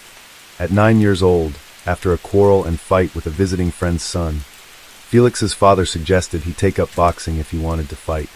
Felix fell in love with boxing from his first training session at the local gym. By 16, Felix won the Pan American Junior Championships, followed by his country's championship a year later. In 2012, he reached the quarterfinals at the London Olympics, marking the start of his impressive professional career. Verdejo had 29 fights, securing 27 victories. In 2014, he was credited with the year's best knockout against Sergio Villanueva. A year later, Felix won his first championship belt, the WBO Latino title, which he defended 6 times over 2 years. His skill and talent left no doubt that he was destined for greatness in boxing history. Keishla Rodriguez, born in November 1993 in San Juan, had a similar background. Her full name was Keishla Marlene Rodriguez Ortiz. She grew up in a close-knit family with her parents, Jose and Kayla Rodriguez, her sister Beryl Nicole, and her half-brother Jonathan. Keishla was outgoing, excelled in school, and loved animals, aspiring to be a veterinarian. Her sister Beryl was her confidant and best friend. Keishla and Felix attended the same school and developed a romantic relationship in their teenage years. When Keishla's parents divorced in 2011, her mother moved to Florida, but Keishla and her sister remained in San Juan, staying closely connected. At 18, the promising boxer Felix, who had already competed in the Olympics, began dating Elisa Maria Santiago Sierra, a young aspiring model. Despite being in a relationship with Elisa, Felix continued seeing his childhood friend Keishla. Keishla's sister and mother knew about the affair and disapproved of it, recognizing the complexity of the situation. Elisa believed she was Felix's one true love and future wife, while Keishla, aware of Felix's engagement, found herself unable to break away from him. Felix's relationships were tumultuous, marked by his rising fame and the constant attention from admirers. Despite his serious relationship with Elisa, he could not let go of Keishla. This love triangle, filled with deception and emotional turmoil, ultimately led to a tragic conclusion. The once promising star of Puerto Rican boxing, who seemed destined for greatness, ended up in the criminal chronicles, his legacy forever marred by the events that unfolded in 2021. On top of that, he was her first great love, and deep down, the naive girl herself still hoped to be the one. In 2016, the boxer did marry the young Elisa, who at that time was barely 19 years old. Elisa, by that time, was already quite a famous model, had tens of thousands of followers in social networks, and also opened her own beauty studio for eyelash extensions.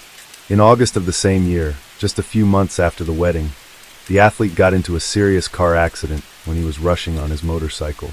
He was taken to the hospital in serious condition with head injuries, bruises, and lacerations. His trainer, Ricky Marquez, seriously feared that his talented charge would go off the rails at the height of his career, but Felix, contrary to the disappointing prognosis, made a rapid recovery and soon returned to the ring.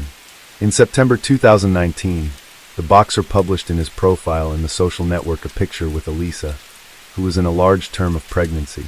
In the comment to the photo, he wrote, "Soon I will meet my daddy's princess." And a month later, he announced the birth of a daughter, who was given the name Miranda Verdejo Santiago. The young man in public looked like a loving husband, caring father, and an exemplary family man.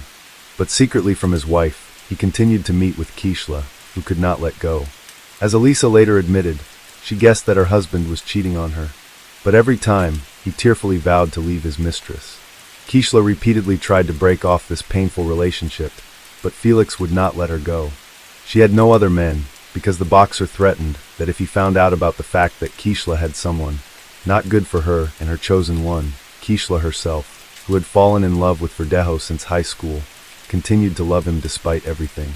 Rodriguez, as planned, connected her life with the care of animals and got a job at the Center of Veterinary Medicine and Aesthetics. Colleagues described her as conscientious, hardworking, and very responsible. She lived with 2 dogs and a cat, which she simply adored. In 2020, Elisa discovered the correspondence of her husband with several mistresses, including Keishla. The wife gave her husband a scandal and threw him out of the house, threatening that she would file for divorce and forbid him to see his daughter. Elisa's threats had an effect. In addition, in the career of the athlete at that time, there was a serious decline and unnecessary problems where he did not need. For a while, he really stopped seeing Rodriguez, but Felix still did not let her go, trying to control almost every step Keishla. After a few months of secret visits resumed, and in April 2021, Keishla discovered that she was pregnant. She bought a rapid test at the drugstore, which only confirmed her fears.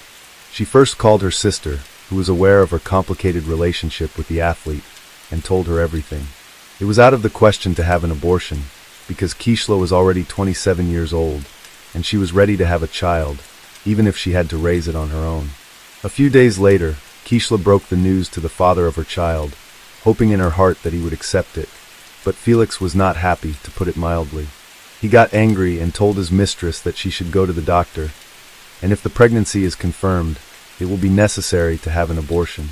Naturally, Rodriguez answered him with a firm refusal, but the boxer began to threaten her and insist. Felix said that an illegitimate child will finally destroy his reputation, and this he cannot allow. After Kishla's visit to the hospital, her pregnancy was confirmed, and she now had a certificate to prove it. She called Felix and told him everything, which made him furious. Felix shouted and demanded that Kishla immediately get rid of the child, but she again responded with a categorical refusal. Then the athlete decided to go on the sly, saying that he did not believe her and wanted to personally look at the issued medical certificate. He appointed Kishla a meeting in the evening in a crowded place, which did not surprise her, because they always tried not to draw attention to themselves and did not get in front of anyone. A few days before the meeting, the boxer stopped by his old friend Luis Antonio Padeyes, who worked in a local machine shop and also had ties with the criminal world, selling illegal drugs. Felix briefly outlined the situation and asked him to help him get rid of his pregnant mistress. Luis had previously been in the field of vision of the police, and the prospect of being in prison scared him, but the athlete was persistent, assured that everything would go smoothly and the police will never come out on them. Besides, Felix promised him an impressive cash reward, and Luis agreed, with the support of an accomplice. Felix called Kishla and told her that he wanted to meet her on the evening of April 29th to confirm her pregnancy and decide what to do next. Immediately after talking to her lover, Kishla called her sister back and told her everything. She still had hope that Felix would accept her child and would not insist on an abortion. But Beryl's all this situation is quite alarmed. She knew that the boyfriend had threatened her sister, and she was worried that he wouldn't do anything to her. Beryl called her mother and shared her concerns, but even together they could not dissuade Kishla from that fateful meeting. At the appointed time, Rodriguez, taking a doctor's note, arrived at the meeting in her own Kia Forte automobile. Verdejo drove there in his pickup truck, in the back of which Luis was hiding. Kishla immediately got into the athlete's car and showed him the results of the tests. He once again talked about terminating the pregnancy, but Kishla, crying, again responded with a refusal. Against this background, the couple began to quarrel violently, turning to shouting. Then Felix suddenly hit Kishla in the head with his fist, from which she immediately lost consciousness. Until Kishla regained consciousness, Felix took a syringe with a large dose of illegal substances hidden in the glove compartment of the car, which Luis had obtained at his request, and injected Kishla. Then, together with his accomplice, they carried her to the back of the car, where there were already prepared pieces of wire and a concrete block.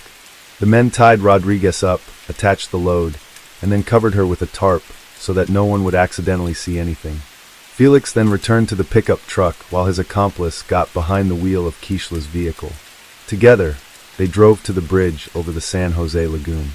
It was virtually deserted at night, and the men, making sure no one could see them, threw Kishla, still alive, into the water. Afterward, however, they decided to fire a few test shots in pursuit, using the firearms they had brought with them, so as not to leave the victim any chance. Having finished the massacre, each of the perpetrators went home. Kishla's co-workers were the first to worry when she didn't show up at the Veterinary Medicine and Aesthetics Center the next day. Kishla has always been very responsible and couldn't just not show up for work without notifying anyone. Since she didn't answer the phone, it was decided to contact her sister to find out what happened. After several unsuccessful attempts to contact her sister, she went to her house. No one answered the door, but Bereliz had a spare key, so she got in without difficulty. However, she was met only by hungry animals who had not eaten anything for almost 24 hours. Now Bereliz was already in a panic because she realized that something terrible or irreparable had happened to Kishla. She immediately called her mother and told her everything, and then reported to the police about her suspicions and threats to her sister. She also called Felix, but he claimed that he had spent the previous evening and night at home with his family and had not gone to any meeting. The missing girl's mother took the first flight from Florida to San Juan.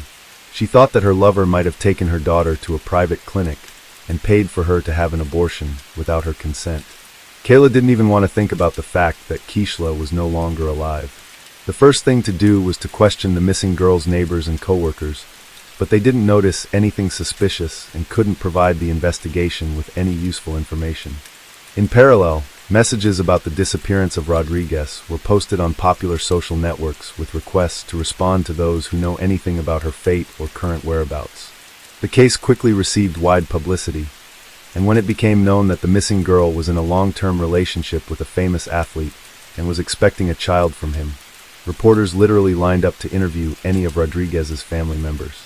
The relatives did not hold anything back and spoke out about their suspicions, among other things, blaming Felix for the incident.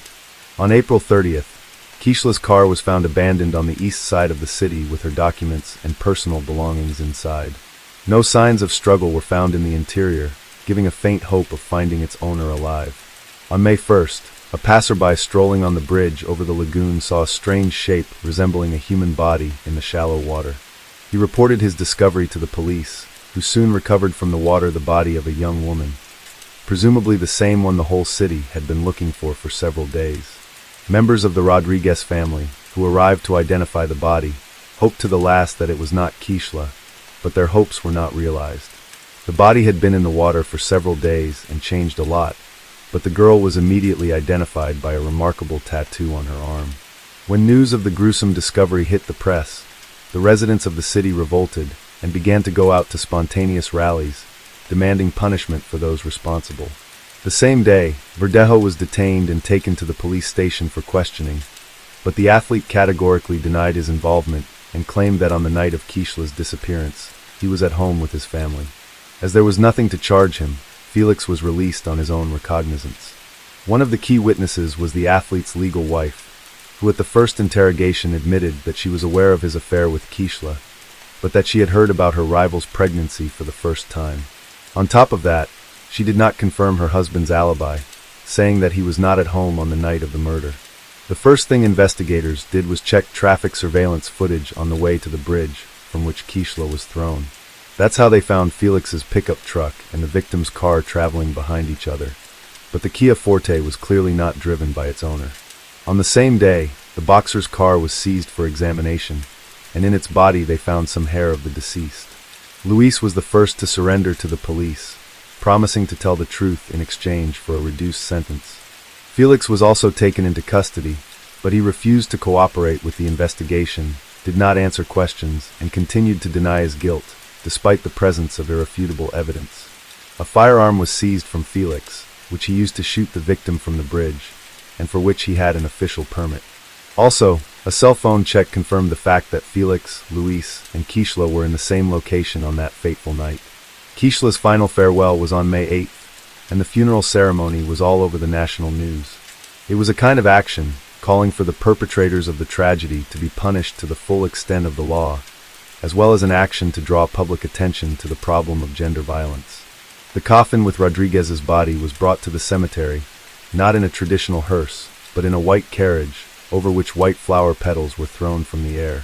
Many famous Puerto Rican natives, including show business stars, athletes, politicians, and public figures, have spoken out about the high-profile incident. Verdejo was charged with carjacking, kidnapping, premeditated murder, and the murder of an unborn child. All of these crimes together carried the death penalty, but the relatives of the deceased from the very beginning asked the court to elect a sentence of life imprisonment for the killer, so that he would suffer in captivity for the rest of his life. The hearing was repeatedly postponed due to the worldwide coronavirus pandemic, but in the spring of 2021, the trial was held in virtual mode. The court found that the crime was committed by a group of persons by prior conspiracy, and with particular cruelty against a pregnant woman. It was possible to reconstruct the chain of events of that night, and the details of the crime, mainly thanks to the testimony of Luis, who did not deny his guilt. He admitted that it was he who, at the request of a friend, got the drug for injection, and also brought a wire and a concrete block to get rid of the body. But Felix continued to insist on his non-involvement in the case, although his words could not seriously affect the situation. By the way, the wife of the boxer, who acted in court as a witness, almost immediately after the arrest of her husband filed for divorce and tried to abstract from what was happening, focusing on the development of his business and raising a young daughter. According to some reports, not so long ago, Elisa Santiago remarried. Elisa herself admitted in an interview that she repeatedly received anonymous calls and messages with death threats, as well as death wishes to her and even Miranda. Many considered it was the spouse of the athlete as the organizer of the crime, but no evidence was found. In the summer of 2023, it became known that the jury, having familiarized itself with all the evidence and heard the testimony of all the witnesses, was finally ready to announce the final verdict. Felix Verdejo and his accomplice Luis Cadiz were found guilty on each of the charges against them, but despite this, the killers have not yet been sentenced. The next court hearing is scheduled for mid-November 2023. Most likely, both men involved in the deaths of Kishla Rodriguez and her unborn child will likely go to prison for life, with no right to ever leave prison. In the early hours of July 7, 1985, 54-year-old Jane Anchor Hilton was found beaten and stabbed to death. She was discovered in a bedroom at her employer's house, a house she moved into only the previous day, seeking refuge from a troubled marriage. Jane was discovered by two fellow housemates and her own daughter, Autumn. The murder made no sense, and the case dragged for 14 years, until two new detectives reopened the cold case in 1999. A misquote in an article led investigators to point the finger at Ricky Davis. Davis was eventually tried for the crime and convicted, all the while proclaiming his innocence. Determined not to give up, he sought help from the same justice system that put him behind bars. 15 years later, Davis was exonerated and the real killer found thanks to genetic genealogy testing and the determination of a group called the Innocence Project, who were determined to find the truth. Jane was a familiar face around El Dorado Hills, California. She was a columnist for Foothill Times.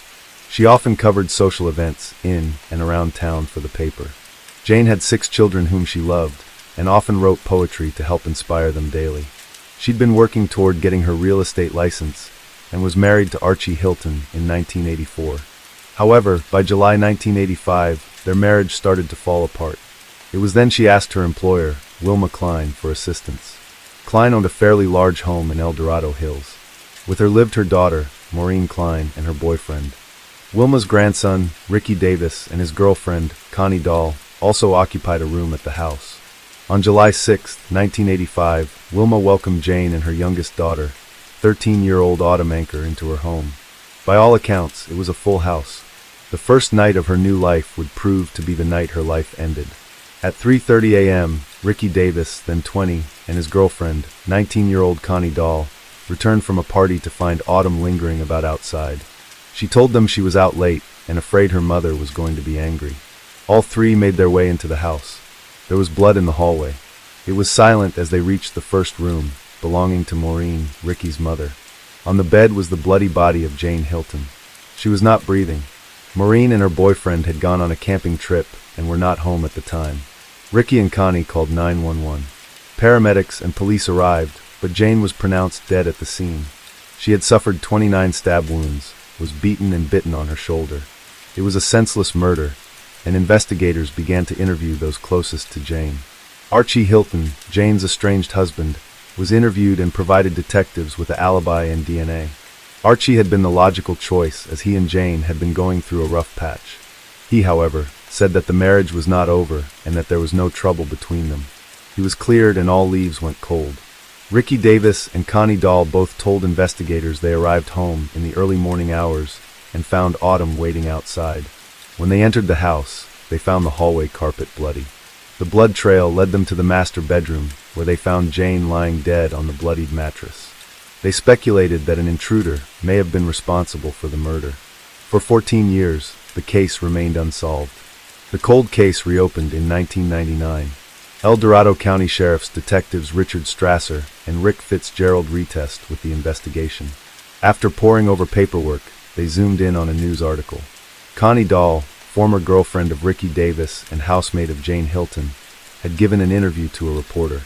She was quoted saying Hilton's body was lying in bed like someone placed her there in the position she would normally sleep in. This statement seemed to contradict the muffled audio recording of a statement that Davis had previously made. Detective Fitzgerald falsely thought he heard and say the body was found on the floor. Dahl was, at the time, serving a jail sentence in Oregon on unrelated charges. Detectives brought her in for an interview and began a 3-hour-long interrogation. Initially, Dahl stuck to her original story. Over the next 18 months, though, she would be interrogated 4 times. Detectives were found to have used techniques known to increase the chances of a false confession. Dahl was systematically forced into incriminating Davis and Jane's daughter Autumn in the murder. Dahl was threatened with the charge of murder. If she cooperated, though, she'd be given a lenient sentence of manslaughter and serve only a year. Detectives Strasser and Fitzgerald told Dahl that DNA evidence was going to be used to trace the suspect. In truth, no DNA evidence was brought into the case during that period. In truth, testing had not been done on the DNA recovered from the scene. By showing a crime scene photos and using facts from the crime, such as the bike mark on Jane's shoulder, investigators sped Dahl the information they wanted to hear. Over the course of the 4 interviews, Dahl was starting to break. She began remembering facts from the crud. This in turn allowed her to fabricate and create an entirely different account of events from the night of the murder. In one interview, Dahl said that Autumn was present during the murder of Jane and was sprayed with blood.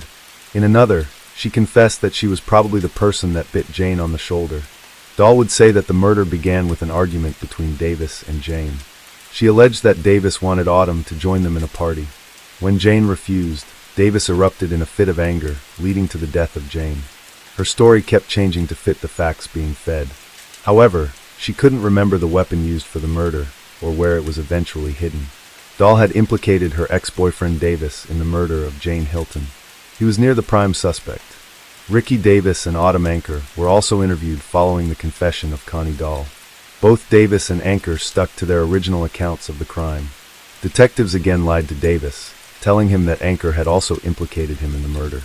Anker told detectives she had no reason to protect Davis when they threatened her with culpability regarding the murder. Despite their interrogation techniques, detectives could not sway Davis or Anker to change their stories. They therefore used the confession of Dahl to arrest Davis. Dahl was offered a plea bargain to testify against Davis at his trial. Davis's first trial was declared a mistrial by jurors. His second, in 2005, would eventually convict him. Dahl took the stand and testified against Davis. She told the court of how she struggled with Jane and she herself accidentally bit the victim on the shoulder. She went on to say that she went outside as Davis continued the bloody assault on Hilton. Dahl said she could hear screaming, pleading, and gurgling as Davis continued the brutal attack. Based entirely on the testimony of Dahl's account of events, Davis was sentenced to 16 years in prison for the second-degree murder of Jane Hilton. Dahl received a lesser charge of manslaughter and received a year-long sentence at the county jail. Dahl, though, would eventually die from a drug overdose in 2014. Meanwhile, Davis was not going down without a fight. He maintained his innocence and in 2006 made contact with the Northern California Innocence Project. He asked if they could help him prove that he was wrongly convicted. The NCP was founded in 2001 by Kathleen Rodolph and Linda Starr.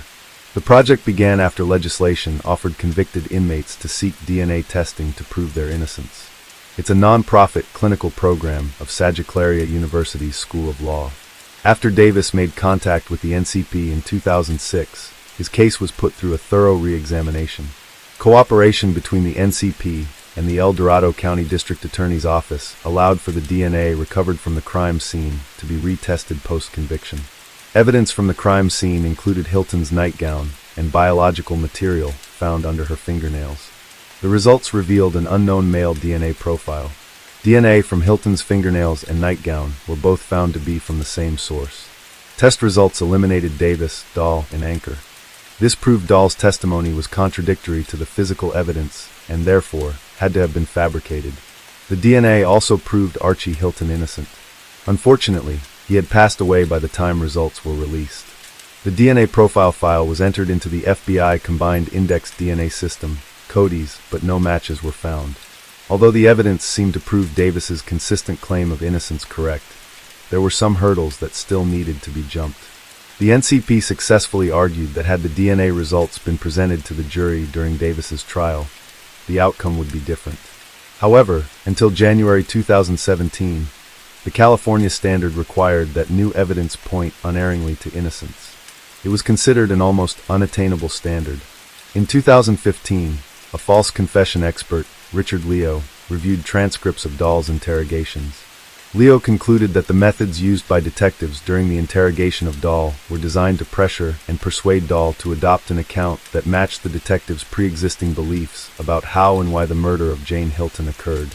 In 2016, though, the NCP co-sponsored Senate Bill 1134. This bill allowed wrongfully convicted inmates, like Davis, to prove that new evidence would likely have been compelling to a jury. NCIP attorney Melissa O'Connell filed a petition for a new trial based on the new DNA evidence testing. Championed by former California State Senator Martha Leno, the bill was passed in January 2017, putting California's standard in line with that of 43 other states. In 2019, Superior Court Judge Kenneth Malakian vacated Davis's 2005 conviction and ordered a new trial. Initially set to start in fall of 2019, however, the judge announced the trial would take place in April 2020, citing the defense attorney's health as the catalyst for change in date. However, the fate of the trial was about to change once again. Advancements in DNA testing led to Davis becoming the first convicted person in California and the second in the United States to be exonerated for a crime. Genetic genealogy is a fairly new DNA testing concept. It involves taking DNA evidence from a crime scene and sending them to genetic companies. These companies then search family tree databases to find a potential match. In February 2020, DNA evidence matched to a man considered an unlikely suspect.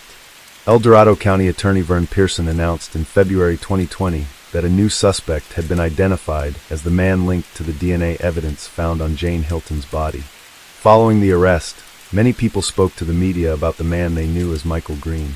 Green was a longtime resident of Roseville, California. He graduated from Oakmount High School in 1986. He was described as an easygoing, kind person, even-tempered, and even super chill. One classmate, who wanted to remain anonymous, could not understand why Green would go to El Dorado Hills and brutally murder a woman. According to reports, Green was 17 years old at the time of Hilton's murder. On the night of July 6, 1985, the victim's daughter Autumn met Green and two of his friends, Calvin and Stephen. They hung out together at the park when Autumn decided to go home and have a shower before returning. Allegedly, Autumn told her mother she was going to another friend's house for the evening. Instead, she returned to the park to join the boys. What happened next is pure speculation. Investigators believe that during this time, Green broke into the house and was confronted by Jane. In a struggle to get away, Green may have attacked her in a frenzy. Following the attack, Jane's body was discovered by Davis, Dahl, and Autumn when they returned home. Green had no criminal convictions either before or after the murder. It seems he'd led a normal life until DNA linked him to the gruesome crime. The other two boys who were with Green were tracked down shortly after his arrest. Calvin, unfortunately, had died some time ago. Stephen, however, was found and interviewed after the arrest. He was being treated as a witness and not a participant. Green was arrested on February 11, 2020. Since Green was a teenager at the time of the murder, he made his first appearance at the juvenile court on February 19, 2020. District Attorney Vern Pearson said that, procedurally, the court has to go through some steps on the juvenile side of it. Following this, Green was granted the transfer so that he could be tried as an adult. He waited 2.5 years before he would be tried in court. Green pleaded no contest on July 29, 2022. This plea means Green gave up his right to a jury trial. A jury trial meant he was to face a charge of first-degree murder. He also gave up his chance to challenge the plea or the consequences of his decision. His sentencing date was set for September 27, 2022, to be presided over by Judge Suzanne Kingsbury. At sentencing, Dr. Elizabeth Kaufman, a professor in psychological science education, was called in on educational capacity to explain to the court the development of an adolescent. Kaufman's research explained the varying development needs of adolescents with regard to emotional and cognitive development. The late adolescent stage allowed an individual to understand right from wrong, yet at the same time, they're also functioning under diminished capacity for impulse control. The defense called several witnesses from Green's childhood, some who even maintained relationships with him into adulthood. Each witness was asked if their opinion had changed of him since the knowledge of his confession. All witnesses agreed they'd been shocked to discover that he was responsible for the murder of Hilton. Individuals who knew him in varying capacities described him as jovial, popular, funny, and loving. These words were used to describe him before and after the murder. Green's ex-wife, Karen Green, said after witness statements were given, each of Jane Hilton's children presented their victim impact statements. They all described the unforgivable loss that Green inflicted upon their family. The court listened to her description of the feeling of gathering her mother's belongings from the house in which she was killed. Ardith finished with a powerful declaration. Hilton's son Ian echoed his sister's sentiments. He went on to explain the uncertainty the family faced and the recurring nightmares they suffered, especially after the crooked finger of blame was pointed at his own sister, Autumn. He broke down in tears as he ended with an almost inaudible remark. Autumn was the last to speak. Her statement showed true agony as she recounted the cloud of suspicions she'd lived under for the last 2 decades. Recounting the day 2 crew-cut, thick-mustached detectives came into her house telling her they found the people responsible for her mother's death. She was then repeatedly accused of biting her mother and helping move her body from the floor to the bed. Autumn went on to say that if she hadn't said the word lawyer at that point, she did not know how much further the intimidation tactics of the investigators could have gone. Afterwards, Deputy District Attorney Jay Linden read a statement on behalf of the family. In the statement, he asked Green what made him end Jane's life in such a brutal manner. "You beat her. She had numerous wounds around her head and face. By your own words, you kicked her jaw. You bit her on the shoulder. Why was that?" Linden continued to read the statement that expressed how Green didn't just murder Jane. He destroyed numerous lives in the process. Linden then asked Green if he'd given any thought about Jane and who she was. He pointed out her achievements and the love she had for each of her children. In closing arguments, Margaret Husher, Green's defense attorney, stressed the idea that he was unable to stop himself. She emphasized that he did not know what he was doing was wrong as he was an adolescent at the time. This argument was based on the testimony of expert witness Dr. Kaufman. She asked that the court show mercy as she read off the multiple penal codes and rules of the court. Judge Kingsbury interjected by saying, "The court is not going to put him on probation," effectively ending any further comment from the defense. In response, Linden thanked the court and said the application for probation was offensive. He said it was a smack to this family who had endured this for decades. Linden stated that he already got away with murder for 37 years. Placing him on probation allowed him to get away with more. Judge Kingsbury said she had heard a multitude of arguments about murder cases surrounding adolescent development. She remarked that after her 26 years on the bench, Jane Hilton's murder was by far the most brutal. Before passing her sentence, Kingsbury asked the family for their forgiveness for the trauma they had suffered, although she was not originally assigned the case. She also hoped they would heal from the pain, as it would have been their mother's wish. Kingsbury then encouraged Green to use all resources at his disposal in the California Department of Rehabilitation. "You're the key to the questions these people have. Doing that could ultimately help you with your outcome as it relates to parole," said Kingsbury. In closing, Kingsbury pointed out that she had heard from his friends that there's a great side to him and that he has much to offer.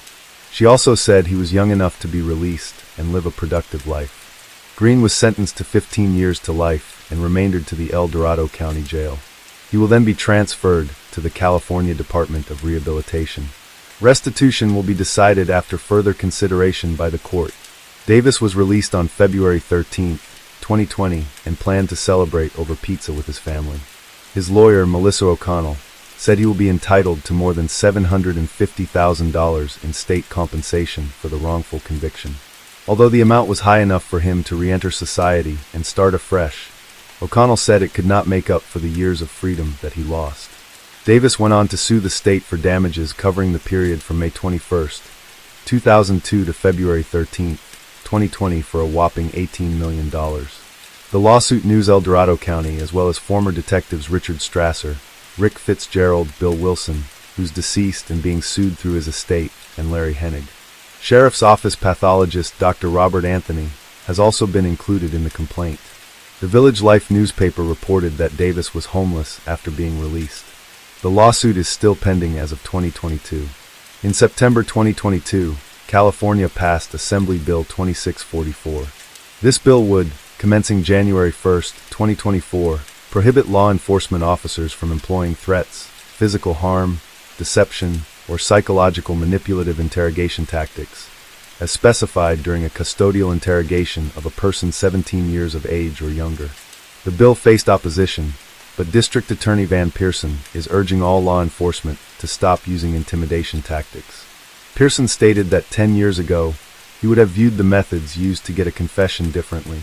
However, after seeing the true impact it can have, he believed there is room for change. This also comes after research points to deceptive tactics being used for years by law enforcement that will presume guilt and focus on getting a confession rather than getting the full story. The district attorney is implementing this new policy in his office and is urging other district attorneys to do the same. El Dorado County DA's office will now reject any case where the primary evidence is a confession obtained using threats, lies, or psychological manipulation interrogation tactics. These measures are to ensure that no one is ever again convicted based on a coerced false confession, like the case of Ricky Davis. Pearson personally apologized to all involved in the miscarriage of justice caused by the tactics used by then investigators into the brutal 1985 murder of Jane Hilton. After 37 years, the right man is finally facing justice. Yet the lives of so many were left broken by mistakes and false accusations. For Jane Hilton's family, hopefully they can now pick up the pieces after being divided over the innocence of their own sister, Autumn. Ricky Davis can never regain the liberty he lost, and Michael Green destroyed not only the lives of the victim's family and friends, but the lives that he touched in the years before and after the murder. What are your thoughts on today's case? Did Michael Green deserve the sentence he received? Does this clean record, minus the murder, make him innocent of intentional murder? How could he let an innocent man take the blame for his actions? Can Ricky Davis ever get his life back on track even when he does receive compensation? And why is it taking so long? The case of Matthew Winkler, Secrets of a Religious Family. Sometimes the most horrible and unpredictable crimes are committed in seemingly perfect families. Of course, even in the most prosperous unit of society can come crisis, which will be unnoticed by others, but literally poison the lives of all members of the family, and eventually lead to tragedy. The Winklers in the town of Selmer were considered by many to be a model family. The young pastor, his wife, and their 3 daughters looked happy, had everything they needed for a comfortable life, were healthy and successful, but in a quiet pool, as they say. In this case, many questions remained unanswered because we heard only one version of what happened, and the story itself became the subject of the book, Sex and Murder, Secrets of a Pastor. March 22, 2006, the small town of Selmer, Tennessee shook the terrible news. A 31-year-old pastor named Matthew Winkler was brutally murdered in his own home, and his wife Mary and their 3 daughters, 8-year-old Patricia, 6-year-old Maria Eliza, and 1-year-old Brianna disappeared without a trace. That day, the preacher of the Church of Christ did not show up for the evening service where he was supposed to attend with his family. This circumstance seemed strange and suspicious because Matthew was always very responsible and could not miss the planned event without informing anyone. None of the family members also answered the phone, which was even more disturbing. Alarmed community members decided to go to the Winklers' residence to find out what had happened and if they needed help. From the outside, the house looked normal, the windows and doors were intact, and nothing suspicious was visible. Inside, there were lights on in several rooms, and they could hear a television playing quite loudly in one of the rooms. It gave the impression that the owners of the house were busy doing their own thing.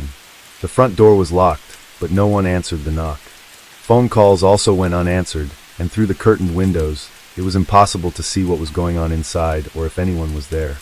However, even though the whole situation was quite strange, no one was in a hurry to call the police. Instead, a call was made to an elder of the religious community, who advised them to look for a spare key and open the door themselves.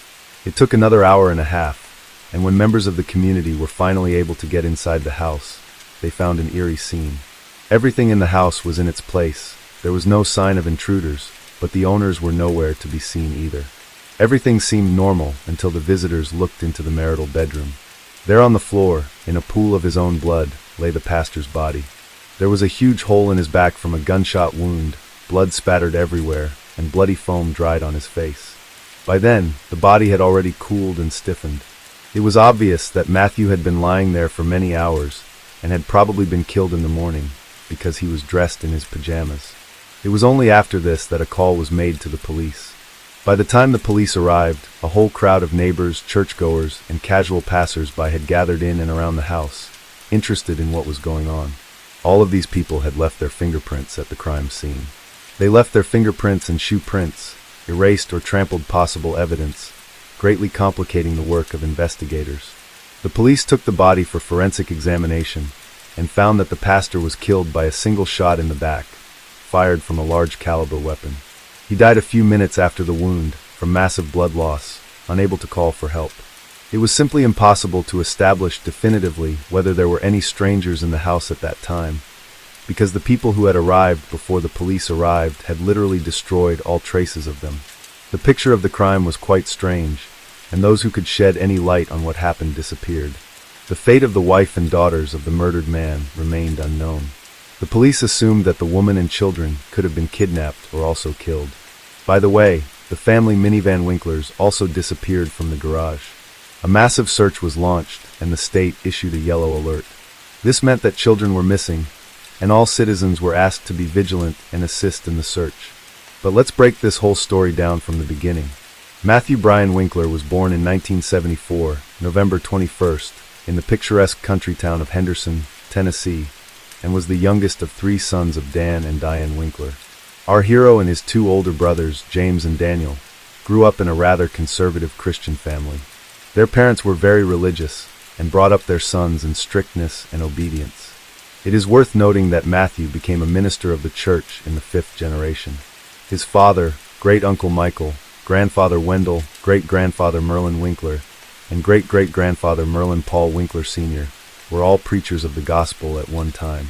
The father, to top it all off, ran the local preacher's school and was a man respected and influential in his hometown. In their younger years, the Winkler brothers attended Sunday school and were active in church activities. In addition, Matthew in high school was seriously interested in soccer, and everyone who saw his game on the field noted that he had talent and he could well become an outstanding athlete of world renown. However, later the young man decided to sacrifice a promising sports career in favor of Bible study and church ministry. Since the preaching activity of the head of the family was associated with frequent travel, his wife and children almost always followed him. Because of this, Matthew changed several schools in his childhood, but the active, communicative, and friendly child quickly made friends and gained authority everywhere. When the boy finished school, his family lived in a small city called Austin, located in the state of Texas. Matthew was a creative person, had a powerful charisma, but here are some outstanding achievements in studies could not boast. After graduating from high school, he entered the college Freed-Hardeman and successfully completed it. In parallel, the young man began to try his hand as a pastor, under the careful guidance of his father. Matthew was the youth minister of the Central Church of Christ in the city of McMinnville. He was later appointed to the preaching position at the 4th Street Church of Christ in Selmer, Tennessee. Mary Carol Winkler, maiden name Freeman, was born in December 1973 in Geist Township, Tennessee, and was the oldest of 2 daughters to her parents. She was also raised in a deeply religious family with strict rules. The head of the family for many years served as a pastor in the Christian church, where the girl attended Sunday school. A few years later, a second daughter was born to the family and named Patricia. Unfortunately, the girl was born prematurely and had a number of serious health problems, including cerebral palsy, encephalitis, epilepsy, and mental retardation. For many years, the parents did not want to put up with the disappointing diagnoses of the child and desperately tried to treat her, agreeing even to experimental therapy. However, it did not bring any particular improvement. Mary tenderly loved her little sister, always treated her with awe, and cared for her as best she could. But in 1987, when 10-year-old Patricia was bathing in the bathtub, her older sister was only a minute away to take something from the bathing accessories, and at that very moment, the girl had another epileptic seizure. When Mary returned to the room, her sister was no longer breathing, and all attempts to resuscitate her had come to nothing. For a 13-year-old girl, it was a huge shock and the first loss in her life. She blamed herself for the tragedy and was on the verge of a nervous breakdown. Teachers who saw the deplorable state of Mary sent her to the school psychologist, working with whom she helped. But her father, learning about what was happening, made a scandal and forbade his daughter to go to these sessions, saying that such problems are discussed only within the family. In fact, the girl never received real moral support from her parents. Mary grew up modest and quite shy. She tried to avoid any conflicts, and after the tragic death of her little sister, she became withdrawn. Since her father did not allow her to seek help from a specialist, the trauma over the years has resulted in serious psychological problems. After the death of Patricia, the parents decided to adopt a little girl named Charlotte, who was from a dysfunctional large family. Soon the couple was also allowed to take custody of Charlotte's 2 brothers and sister, so the family was reunited in their new home. Mary was once again the older sister and took care of the younger children while helping her mother. Matthew and Mary Winkler, family life. The future spouses met soon after Matthew graduated from high school. The guy was prominent, handsome, athletic, and enjoyed great popularity with the opposite sex. But to spin novels right and left, he did not allow a strict religious upbringing. The young people immediately developed a liking for each other, which quickly grew into love. For both of them, it was the first strong feeling in their lives, and after a couple of months, they met each other's parents and, having received their blessing, began to plan a wedding. In April 1994, the lovers got married. When the family had an older daughter, Patricia, the head of the family was still in college and was forced to leave school for a while. He took a job at a construction site, but long there did not last, because he was not used to hard physical labor. During this period, for the first time made himself aware of the difficult character of Matthew. He was often angry with others, irritated at small things, and sometimes he could not control his anger. But Mary tried not to complain and not to tell anyone about what was happening in her family. A meek young woman, brought up in the spirit of patriarchy, obeyed her husband in everything. At first, the Winklers lived near the house of Mary's parents, so she was able to see them regularly. But soon Mrs. Freeman was diagnosed with cancer, which rapidly progressed, and in just a few months she literally burned from the disease. It was another shock for Mary, and the care of her underage siblings now fell on her shoulders. The situation was further complicated by the fact that Mary was pregnant again at that time. But soon after the birth of their second daughter, the family moved to another city, where they bought their own small house. After the move, Mary was completely absorbed in the care of the baby, and almost stopped communicating with her father, as well as with younger brothers and sisters, who were too demanding and constantly needed attention. In addition, the young mother began to suffer from severe postpartum depression. Everyone who was closely acquainted with the family Winkler noted some oddities in the character and behavior of Mary. The young woman was characterized as and even sociophobic. She did not communicate with anyone. It was difficult for her to make new acquaintances, much less friendships. She suffered from mood swings, was prone to melancholy, and any little thing could bring her to tears. While Matthew was building his career as a pastor, his wife became increasingly withdrawn. The situation became even more complicated when Mary once again became pregnant, and a few months later she learned that the fetus had died in her womb. Such news strongly shook Mary, who was looking forward to the appearance of this child, and very much dreamed of a large, friendly family. Again, to see the long-awaited 2 stripes on the pregnancy test, she could only 2 years later, and her happiness was unbounded. This time Mary hid her pregnancy for a long time, as if afraid of something. She did so until her situation became obvious. Once again, everyone began to talk about Mary's strange behavior and pathological reticence. The strange behavior of Mrs. Winkler was associated not only with a severe psychological trauma she suffered in childhood, but also with a very unhealthy environment within her own family, which only undermined her already unstable nervous system. The head of the family was a man of authority and demanded unconditional obedience. Despite the fact that in public the Winklers looked like an ideal married couple, where there was trust, mutual respect, and harmony, in reality their neighbors have repeatedly heard how the husband shouted and snapped at his wife for no apparent reason. No one could even imagine that a respected pastor could raise a hand on his wife until one day Mary had a huge black eye. Despite the fact that she denied the fact of domestic violence and said that it was an accident, the city quickly spread rumors about the cruelty of a young preacher who beats the mother of his children. In addition, Matthew at some point developed an irresistible urge to experiment in bed. He offered his wife to diversify their intimate life with role-playing games, adult toys, and so on. But for Mary, brought up in strictness with conservative views, such was unacceptable. She strongly restricted her husband in this, which infuriated him, and he repeatedly tried to get what he wanted by force. One day after another abuse in bed, Mary called her only close friend in tears and complained to her about the situation. The friend, who promised to keep her secret, immediately blabbed about everything, which provoked a new wave of rumors and gossip about the unacceptable behavior of the clergyman. At that time, Matthew was up for promotion and aspired to be a local church leader, but he was rejected because of rapidly spreading unpleasant rumors about him.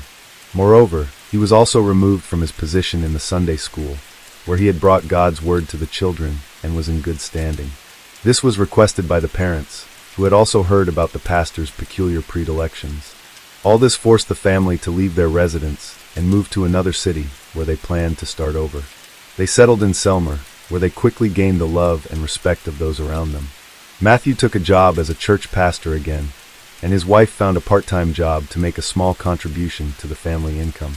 And although the family was still not smooth, their neighbors, as well as the congregation of the church where Matthew preached, considered Mary and Matthew an ideal couple and their family a model. Next door to the Winkler family lived a young married couple, with whom the couple quickly became friends. They often visited each other, celebrated holidays together, shared news and secrets. A few months before the tragedy, during a joint dinner at the pastor's house, Mary bragged to the neighbors that her husband had bought her a gun for self-defense and had already taken her to the shooting range several times to learn how to handle it confidently. Mary turned out to be quite a capable student, quickly mastered all the subtleties, and accurately shot at targets. Moreover, it turned out that the Winklers already had firearms in the house, which had been purchased by the pastor earlier, also for self-defense. The guests wondered why the pastor and his wife needed all this, because they live in a quiet town where they have no enemies, and everyone around them loves and respects their family. After another move of the couple, their financial situation left much to be desired. Mary was in search of various part-time jobs, and she also decided to get a medical degree to them, get a job in a clinic, and help sick children.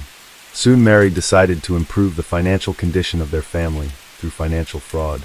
She herself later claimed that she did not realize that she was doing something illegal and was going to pay back all the money as soon as she got back on her feet. What Mary was doing is commonly referred to as artificially inflating account balances. Mrs. Winkler also received checks from unspecified sources and then deposited them into a bank account she and her husband owned. She then changed the address of the account so that all communications would be routed there. The total amount of checks she received was almost $17,000, which aroused certain suspicions of the bank employees, who decided to invite the couple to the office branch to clarify the circumstances and resolve the situation. But the pastor and his wife never showed up at the bank, and this aroused even more suspicion. It was assumed that Matthew was not aware of what his wife was doing at all. However, after Matthew's death, his wife tried to prove in court that the whole story of fraud was his idea, and that it was he who forced her to make dubious transactions, while he himself remained in the shadows, without arousing suspicion. Whereas Mary disappeared too. When Mr. Winkler was found murdered in his own home, his wife and daughters were put on the wanted list, fearing that they too might be in mortal danger. Initially, the meek, shy, and homely Mary was initially viewed solely as a possible victim of the crime. However, after talking to neighbors and receiving information from the bank about financial fraud, she became the main suspect in the murder of her own husband. It was necessary to find out as soon as possible where Mary had disappeared to, where the children were, and if they were all right. They, as well as their family car, were put on the wanted list. Attempts were also made to trace transactions made for Mary's bank card and to locate her location through her cell phone signal. Mary was found just a day later in an Alabama resort town where she and her children were having fun at a local amusement park. It was as if the mother wanted to give her children one last party, realizing that she would soon be going to prison and would see her girls very soon. When the family was taken to the police station to testify, the two older daughters confidently told the same story. According to them, intruders broke into the house and injured their dad, and their mom picked up a gun to protect them. They were then forced to run for their lives. According to the girls, their father was alive and in the hospital, and they were soon to go and see him and return home. What exactly happened in the house, as it turned out, Patricia and Maria Eliza did not see and learned about the events from the words of their mother. They only heard a gunshot and glimpsed their father lying on the floor, and then their mother put them in the car and they drove away. Mary almost immediately began to confess, but she claimed that she could not reconstruct the entire chain of events of that day, referring to the temporary blur. According to her, her spouse had abused her for years, humiliating her and inducing her to forms of intimacy that were unacceptable to her. Mary insisted that it was he who had initiated the financial scam she had perpetrated. Matthew demanded total obedience, easily lost his temper, and once gave the will of his fists. This was confirmed by Matthew's secretary at his previous place of employment. The woman repeatedly witnessed how the pastor insulted his wife, who carefully brought him lunch to church, but he was always dissatisfied with something. The evening before the tragedy, there was another scandal in the family, because of which the spouses went to bed in separate rooms. Mary cried all night, and in the morning she did not realize how in her hands was a shotgun, which her husband kept loaded. She entered Matthew's room and shot him in the back while he was still lying in bed. Matthew collapsed to the floor, bloody foam oozing from his mouth and nose. According to Mary, her husband, while still alive, whispered, "Why?" To which she replied, "I'm sorry, I'm so sorry." Mary then took her daughters and left the house, and her husband, as experts have established, tried to reach for the phone to call for help, but he no longer had the strength to do so. By the way, the weapon of crime was found in the trunk of the car on which Mary left with the children. For what purpose she took it with her, Mrs. Winkler also could not answer. At the trial, the role-playing costumes found in their home were presented as evidence of the pastor's humiliation and moral abuse of his wife. Upon seeing them, Mary turned pale and then became hysterical. Despite the fact that she confused her testimony and told several different versions of what happened, the court agreed that she was the victim of a domestic tyrant, and the murder was the result of years of anger, resentment, and pain. However, this did not absolve Mary of responsibility for what she had done. In April 2007, the court delivered its final verdict in this complicated and confusing case. Mrs. Winkler was found guilty of involuntary manslaughter, but her mental state raised many questions. It was originally expected that the young woman would be sent to prison for at least 6 years, but in the end, she was given a sentence of less than 1 year. She spent 2 months of that sentence in a psychiatric hospital, where experts were trying to determine whether she could regain custody of her children upon release. In the summer of 2008, Mary was given sole custody of her daughters, who all this time lived with their paternal grandparents. Matthew's parents were extremely upset by this circumstance. They believed that their daughter-in-law had deliberately killed their son and suffered virtually no punishment for it, and now their granddaughters were given full custody of her. However, all their numerous attempts to file appeals had failed. As for the fraud case, it never went to trial. The bank never filed formal charges, and the whole story was dropped. Hello friends, welcome to our channel. Today we're going to take a look at another horrible case with you. The case of Sir Ben McLaughlin. On February 28, 2006, McLaughlin was found deceased in a locked bedroom at her residence in Natchitoches Goldstown, Dublin 14. At first, it appeared as if she had tragically taken her own life. But within hours, the members of the McLaughlin family were convinced that she had been brutally murdered. Sir Ben was one of 8 children, 7 girls and 1 boy, born to her parents, Ewan and Deja McLaughlin. Sir Ben worked as a chef in the canteen of an electrical firm. In 1989, at the age of 21, she met a man named Brian Carney, who was 31 years old. Brian worked as an electrical engineer for the same firm, which was a very good job. Sir Ben lived in an apartment, while Brian lived with his toddler daughter, Aisling, from a previous relationship. Brian's wife and the mother of his child had passed away from natural causes a few years before Sir Ben and him met. Brian was raising his daughter alone. Eventually, Sir Ben would move in with Brian and his daughter. They renovated this house and then decided to sell it. Sir Ben decided to set up her own catering business, as she had trained at the Shelburne Hotel, and she was ahead of her time when it came to food. She used ingredients that were uncommon in Ireland during the 90s, but would now be considered standard. The era of meat and potatoes had passed. Brian was not only an electrical engineer, but he also owned a music shop called Music City, which he sold in 2005. In 1995, the couple got engaged, but then split up. They did keep in touch with each other over the years, meeting for dinner every few months. While they were separated, Brian never entered into any other relationship, and eventually they reconciled. In January 2002, they got married and Sir Ben was expecting a baby. Their son, Daniel, was born 6 months later. That same year, Brian and Sir Ben traveled to Spain on holidays, with the prospect of buying a boat. But while there, they came across a 200-year-old merchant's mansion on the island of Mallorca in Spain. They bought it and converted it into a boutique hotel. It had 6 luxury bedrooms and a heated outdoor pool. The couple bought the property for €2.5 million and oversaw most of renovations themselves. Sir Ben was a visionary, traveling from place to place, collecting pieces for the hotel, along with her impeccable taste and furnishings. Sir Ben's culinary skills were what would make the hotel a success. The hotel opened in January 2003, and Sir Ben's barbecues quickly became a highlight of guest stays and were popular among the locals. Sir Ben and Brian would regularly travel back and forth between Mallorca and Ireland. However, during the holiday season, which spanned from March to December, Brian would travel back to Ireland more frequently. This meant that Sir Ben was left in charge of running the business in Mallorca, while also raising their son, Daniel. Later, people who knew Sir Ben would say that towards the end, they could see that she was not happy and was exhausted from doing everything. They felt there was an atmosphere of tension when Brian was around.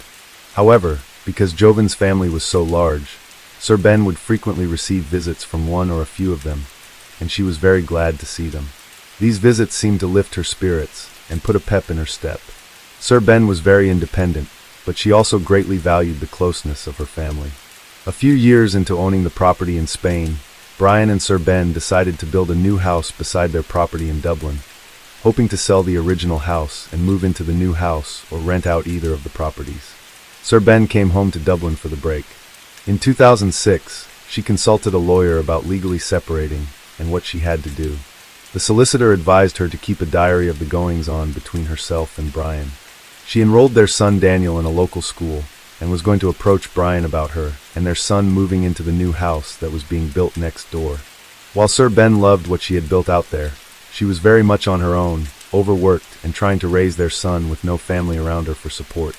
On the morning of Tuesday, the 28th of February, 2006, it was Brian's birthday. Sir Ben's sister Niamh arrived at Sir Ben's house as usual. While she normally arrived at 9 a.m. to leave her car in the driveway and catch the bus into the city, this morning she did not arrive until 9:30 a.m. As she had her own key, she let herself into the house and found 3-year-old Daniel wandering around on his own downstairs. Niamh then went upstairs to Sir Ben's bedroom door and found it was locked. There was no reply when she called her name. Niamh then called her father and mother and informed them of the situation. When the father arrived, he broke down the door and found Sir Ben lying in the bedroom near the ensuite door.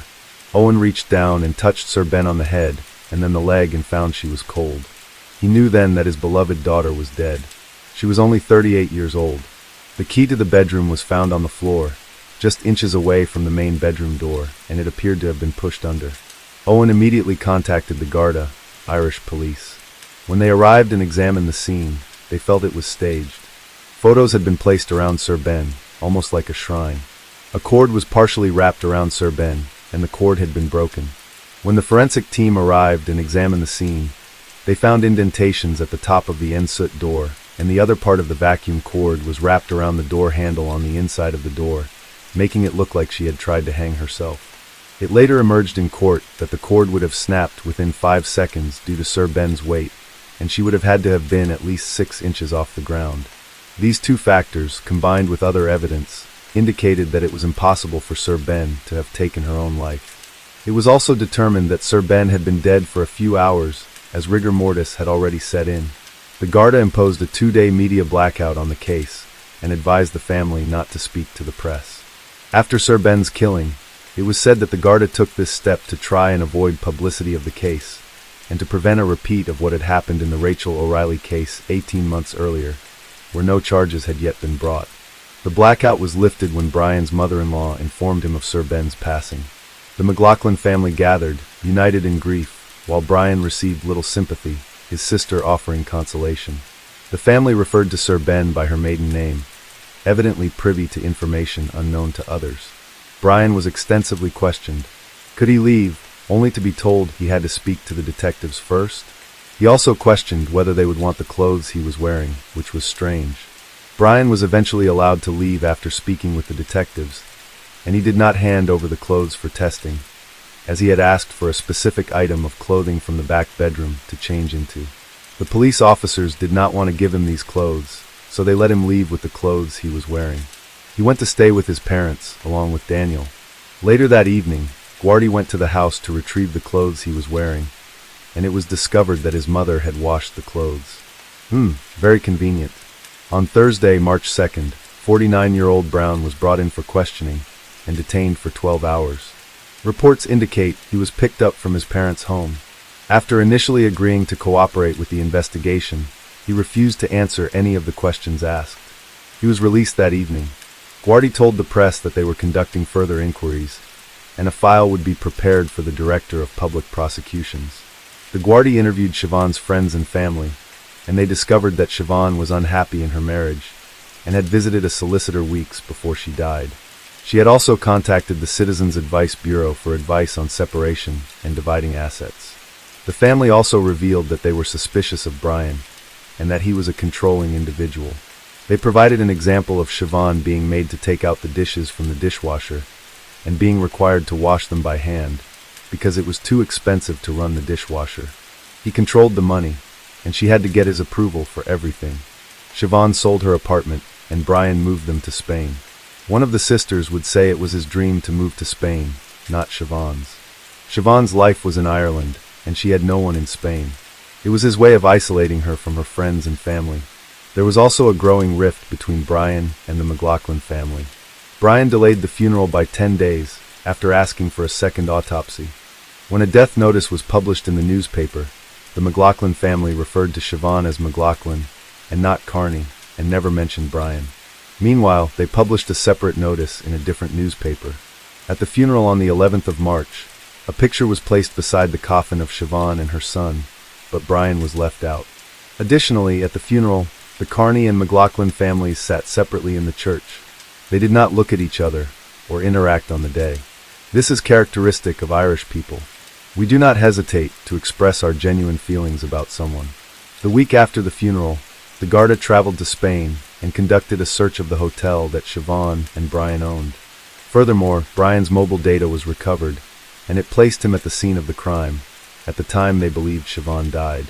Witnesses reported seeing Brian in the driveway at the time he claimed to be at his brother's on the morning of the murder. Brian's DNA was also found on a part of the vacuum cord. On June 22, 2006, Brian was arrested again and questioned at Dundrum Garda Station. He was questioned for 8 hours before being released without charge.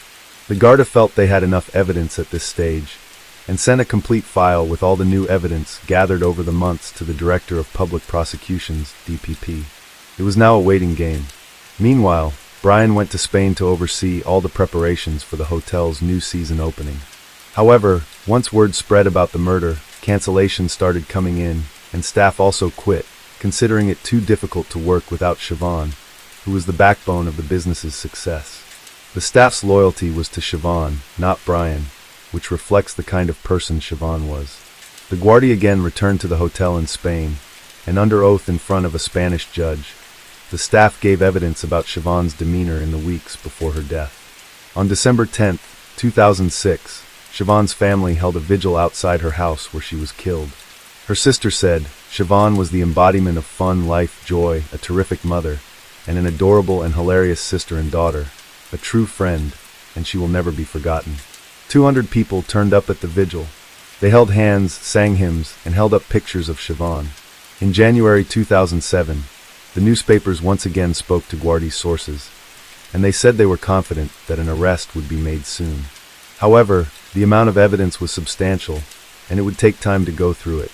On Tuesday, the 17th of January, 2007, the inquest into Siobhan's death was postponed. The McLaughlin family appealed to the public for fresh information to convict the main suspect, Brian, as the Director of Public Prosecutions announced they needed even more evidence to go for a conviction of murder against Brian. Brian did not attend the short hearing. On May 30th, 2007, Kearney was arrested at his home next to his original home with his kids. He was charged with Siobhan's murder, brought to court, and remanded to prison. His response was not guilty, and no bail request was made. The McLaughlin family attended the hearing, but Kearney avoided eye contact and chewed gum disrespectfully. Kearney was freed on bail on June 6, 2007 after appealing to the High Court at Clover Hill Prison the previous day. His release came with conditions. He had to surrender his passport, pay €100, and provide a €55,000 bond from an independent juror, which his brother Patrick supplied. He also had to sign in weekly at Dundrum Garda Station. In July, a date was set for the trial to begin 6 months later, with a 4-week time frame to hear all evidence and reach a verdict. So the trial was to start in early 2008. On February 11th, Kearney appeared for trial before Justice Barry White and a jury of 12. He pleaded not guilty. However, one juror worked for a home security company that had installed and serviced the Kearney residence system. While the defense was willing to continue with 11 jurors, the prosecution objected and the judge agreed. The jury was dismissed and a new one sworn in a week later. It was the prosecution's case that Kearney had murdered Siobhan, tried to stage it as a suicide, and left his son alone before going to work. The McLaughlin family testified about the events, and Siobhan's father found her dead. Her mother also recounted the morning's happenings, including Neve's wrong actions towards the Kearney. She said when Kearney arrived home, she broke the news to him that Siobhan was dead upstairs. When she had been on the phone with him, she had not told him what was wrong, and Kearney never asked. Deja also confirmed that in 1999, Siobhan had signed herself into the St. John of God psychiatric unit after suffering from stress at work and what was described as a little breakdown. But after 5 days, she returned to work. Bridget, Siobhan's sister, stated that in 2005, Kearney phoned her to say that Siobhan was suffering from her nerves again, but when Bridget phoned Siobhan, she was perfectly fine.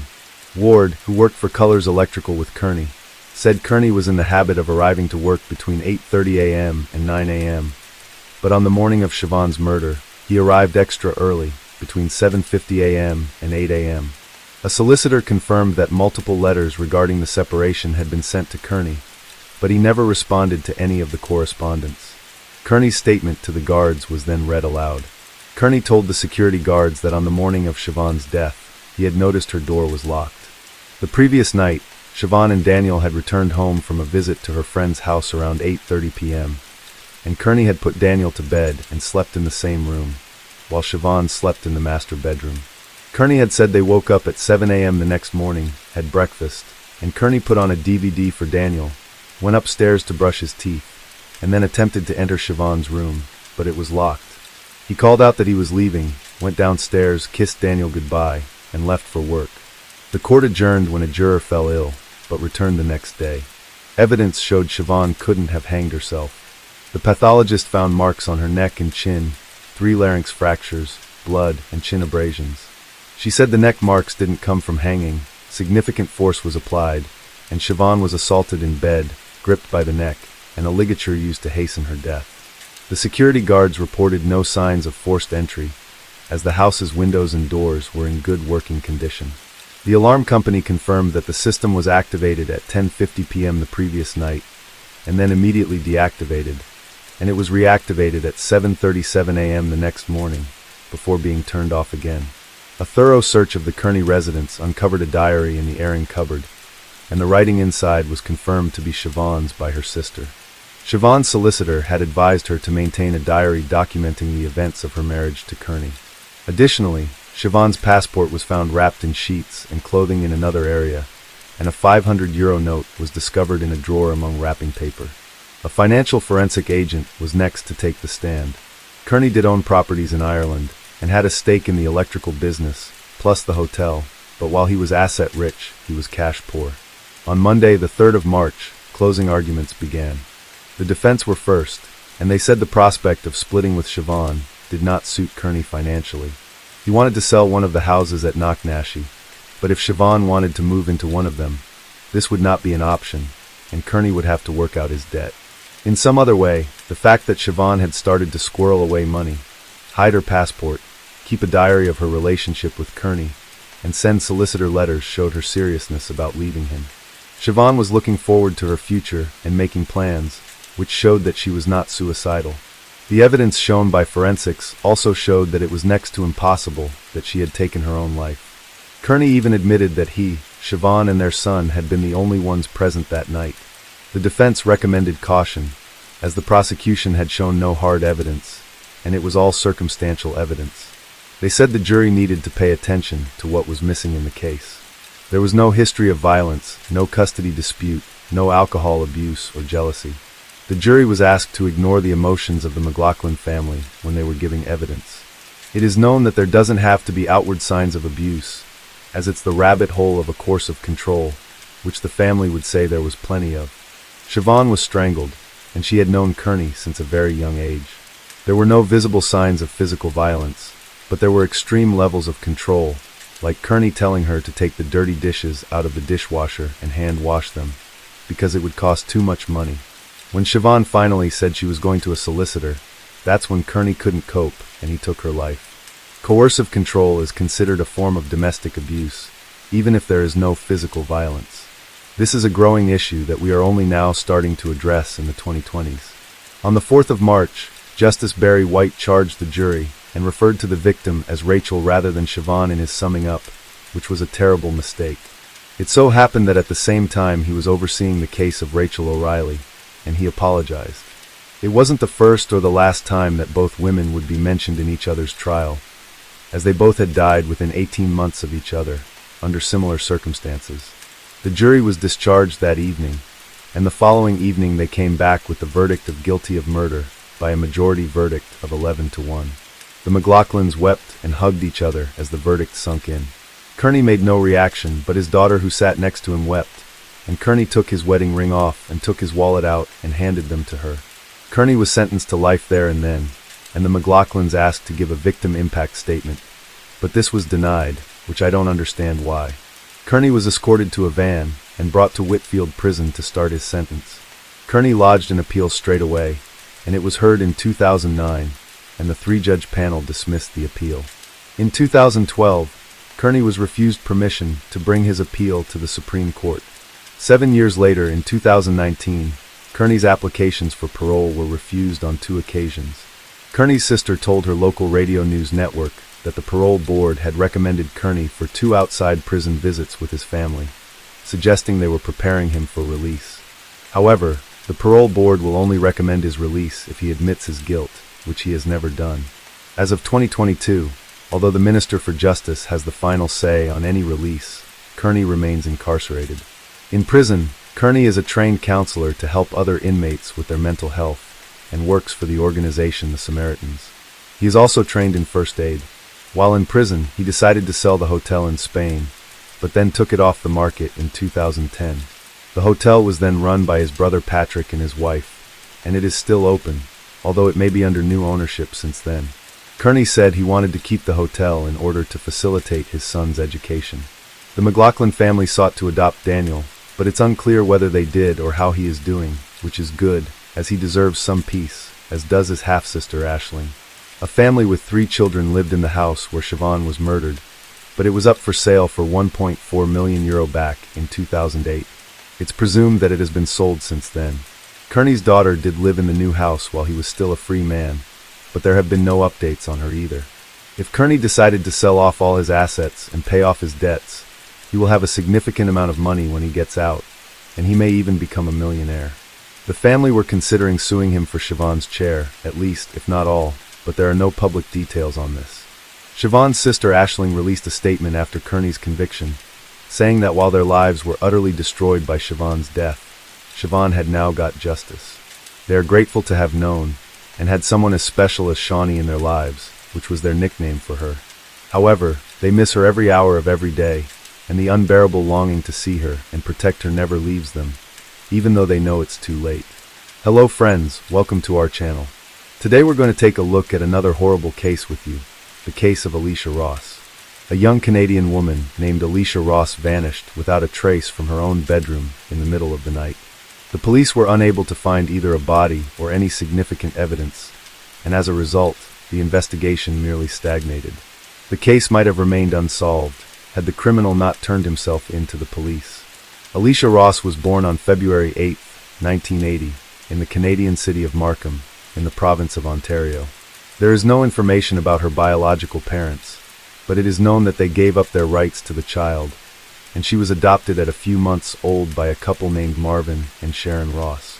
Her adoptive parents provided her with love and care, and they did everything to ensure that their daughter had everything she needed and could fully develop her talents.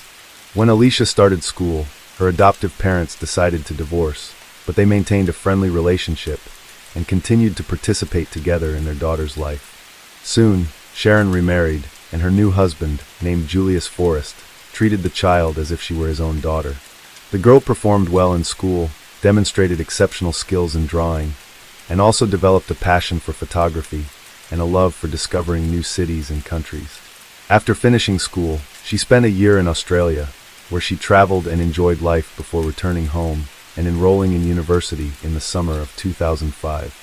The 25-year-old Alicia went on a hiking trip in the mountains with her friends, where she met a young man named Sean, with whom she began a romantic relationship in early July.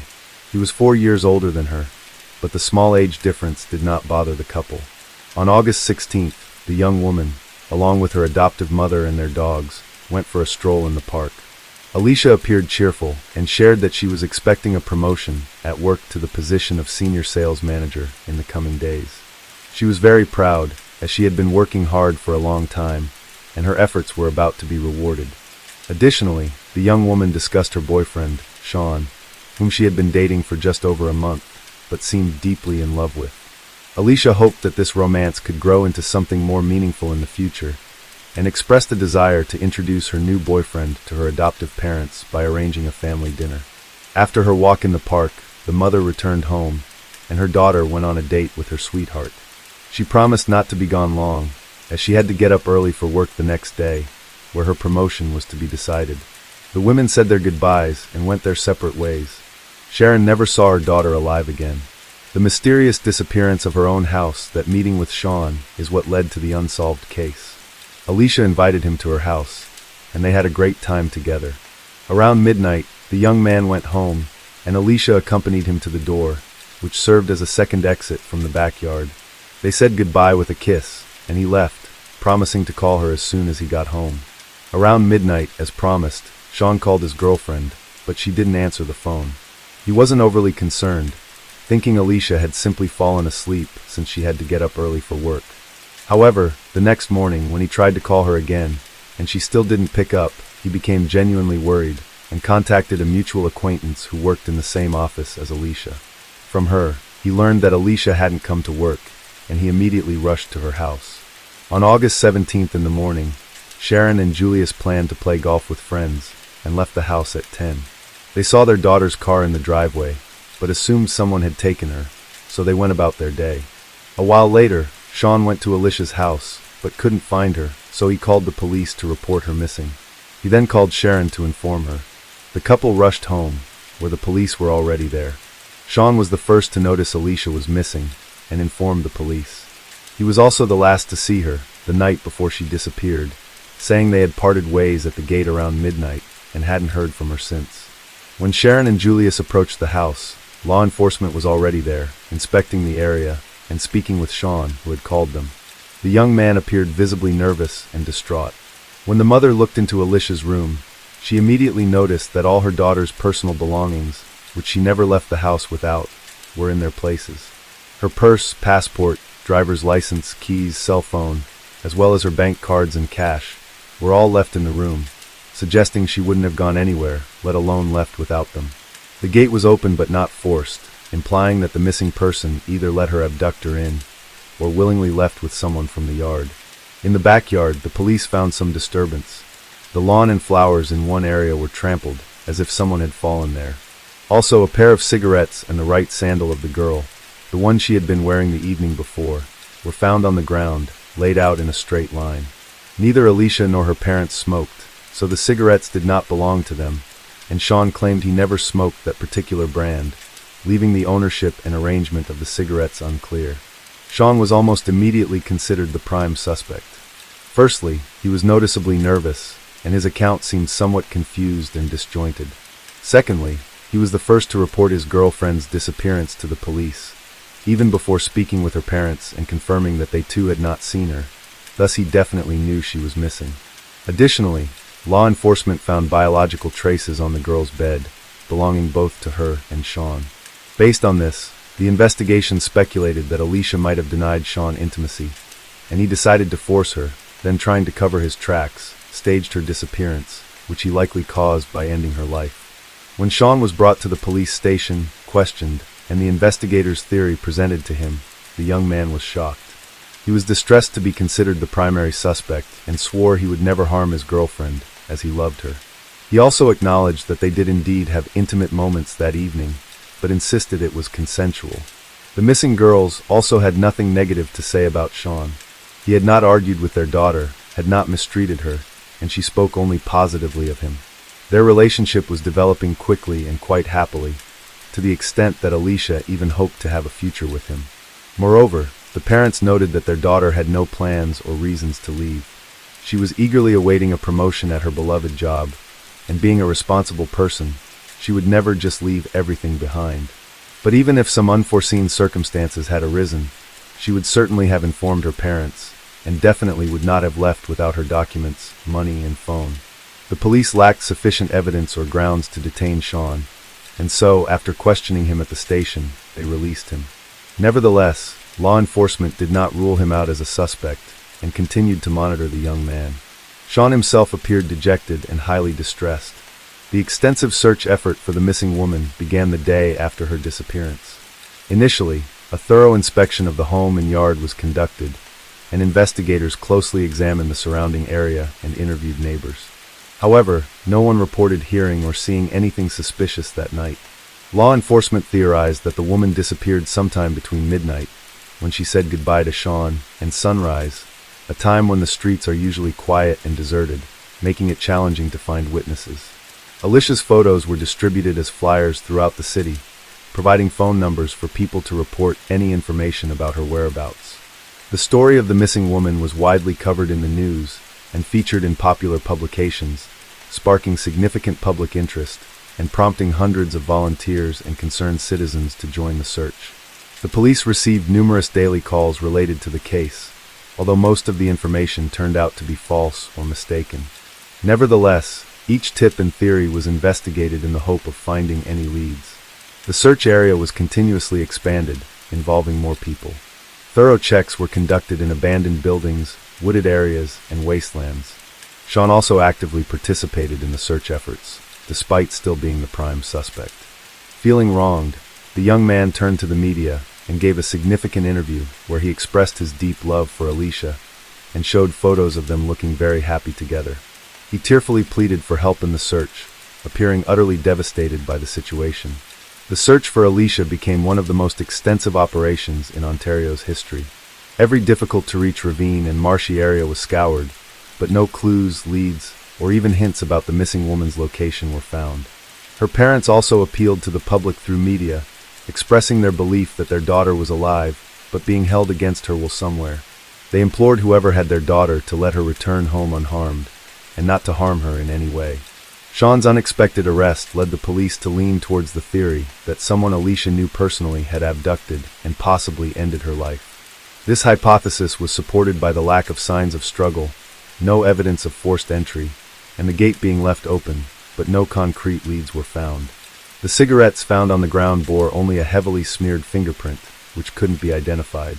Investigators thoroughly checked Alicia's contacts and reviewed all calls and messages on her phone and email, yet nothing suspicious was uncovered.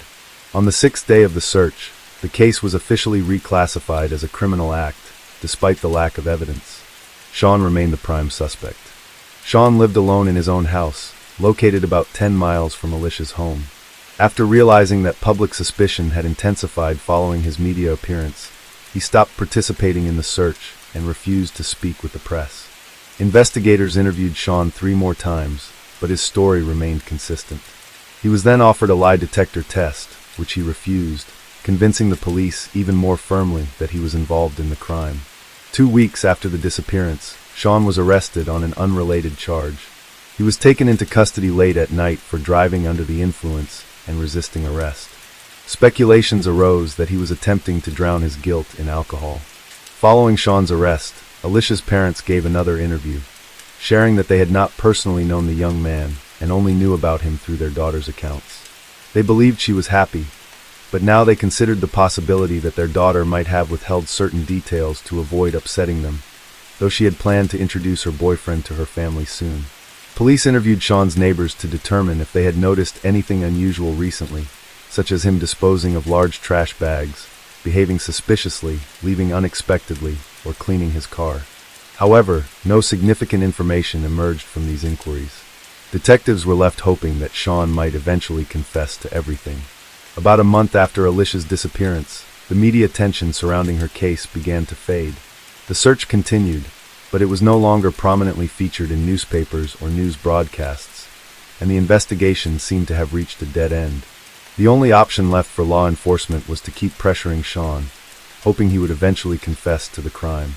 Then, a completely unexpected development occurred in the case on September 20th, 2005, more than a month after Alicia's disappearance. 31-year-old Daniel Sylvester, a local resident, called the police and confessed to ending the girl's life, revealing where he had hidden her body. It's important to note that this man had not been under suspicion previously, and the police had not considered him at all during their initial investigation. At first, it appeared that the man merely sought fame and attention, and had decided to take responsibility for the most notorious case in recent years. However, all doubts were dispelled when the police discovered the girl's body at the location he had specified. Daniel Sylvester was an unemployed recluse who lived in his mother's house, which was adjacent to the Ross family home. The two properties were separated by overgrown shrubs, creating a nearly impenetrable barrier. Despite living virtually side by side for their entire lives, Daniel and the victims had never interacted before. Alicia had seen Daniel on his property a few times, and considered him mentally unwell due to his strange behavior. The police had not shown an interest in Daniel earlier, as he seemed to be a reclusive and isolated individual who had not drawn attention to himself. Daniel had significant social challenges from a young age. He struggled to make friends, was ridiculed at school, and every effort to form relationships ended in complete failure, leading him to develop a deep resentment towards women. As a child, girls would call him a loser and say they would never associate with someone like him. At age 8, Sylvester was diagnosed with a social behavioral disorder and had been under ongoing psychological treatment, but the therapy did not provide much improvement. In his teenage years, he confessed that he had fantasies of suddenly attacking and overpowering a girl, which excited him. However, specialists were confident that these fantasies would remain just that and not manifest into real actions. After finishing school, Daniel stopped attending therapy sessions, decided not to continue his education, and became a recluse. He lived in his mother's house, isolating himself from the outside world, spending his days sitting in his room, often on adult websites, and occasionally venturing out in the evenings to secretly watch his neighbors, peeping into their windows. He particularly enjoyed watching when someone was engaged in sexual activity, as this spectacle excited him. Yet, Daniel remained a virgin well into his 30s, satisfying his desires through solitary activities. The neighbors hardly ever saw him, and thus considered him a harmless guy. Initially, Sylvester claimed that the girl's was accidental, and he hid the body to avoid punishment. According to him, when he realized the girl showed no signs of life, he placed her in the trunk of his mother's car and drove about 50 miles out of town, hiding the body in a bushy ravine by the side of a country road. 3 weeks later, fearing that the body would be discovered, he moved it in the middle of the night, even further away, to a deserted area. The body was found in the place Daniel indicated, thereby dispelling the last doubts about his guilt. However, the condition of the remains indicated that the girl had been dealt with extreme cruelty. The injuries were such that it looked as if she had been hit by a car. An autopsy showed that Alicia had nearly all her ribs broken, her neck and both arms, and also suffered extensive closed cranial trauma with internal bleeding. The exact cause of death could not be determined, but at least 3 injuries were incompatible with life. Forensic experts were shocked, as they had never encountered anything like it before. It was necessary to clarify the circumstances and chronology of events on that fateful evening, to determine how exactly the girl received her injuries. The convict initially claimed that he had an argument with his neighbor on a bush-covered path between their homes. During the verbal altercation, the neighbor called him a loser, which angered him, and he struck her on the head. When she fell, he kicked her several times in the chest. Realizing she was not breathing, he decided to hide the body and then moved it again when the search area expanded. However, there were missing details and specifics in his story that did not add up. It was unclear what Daniel was doing at his neighbor's house at night, why they began arguing, and what caused such a brutal beating.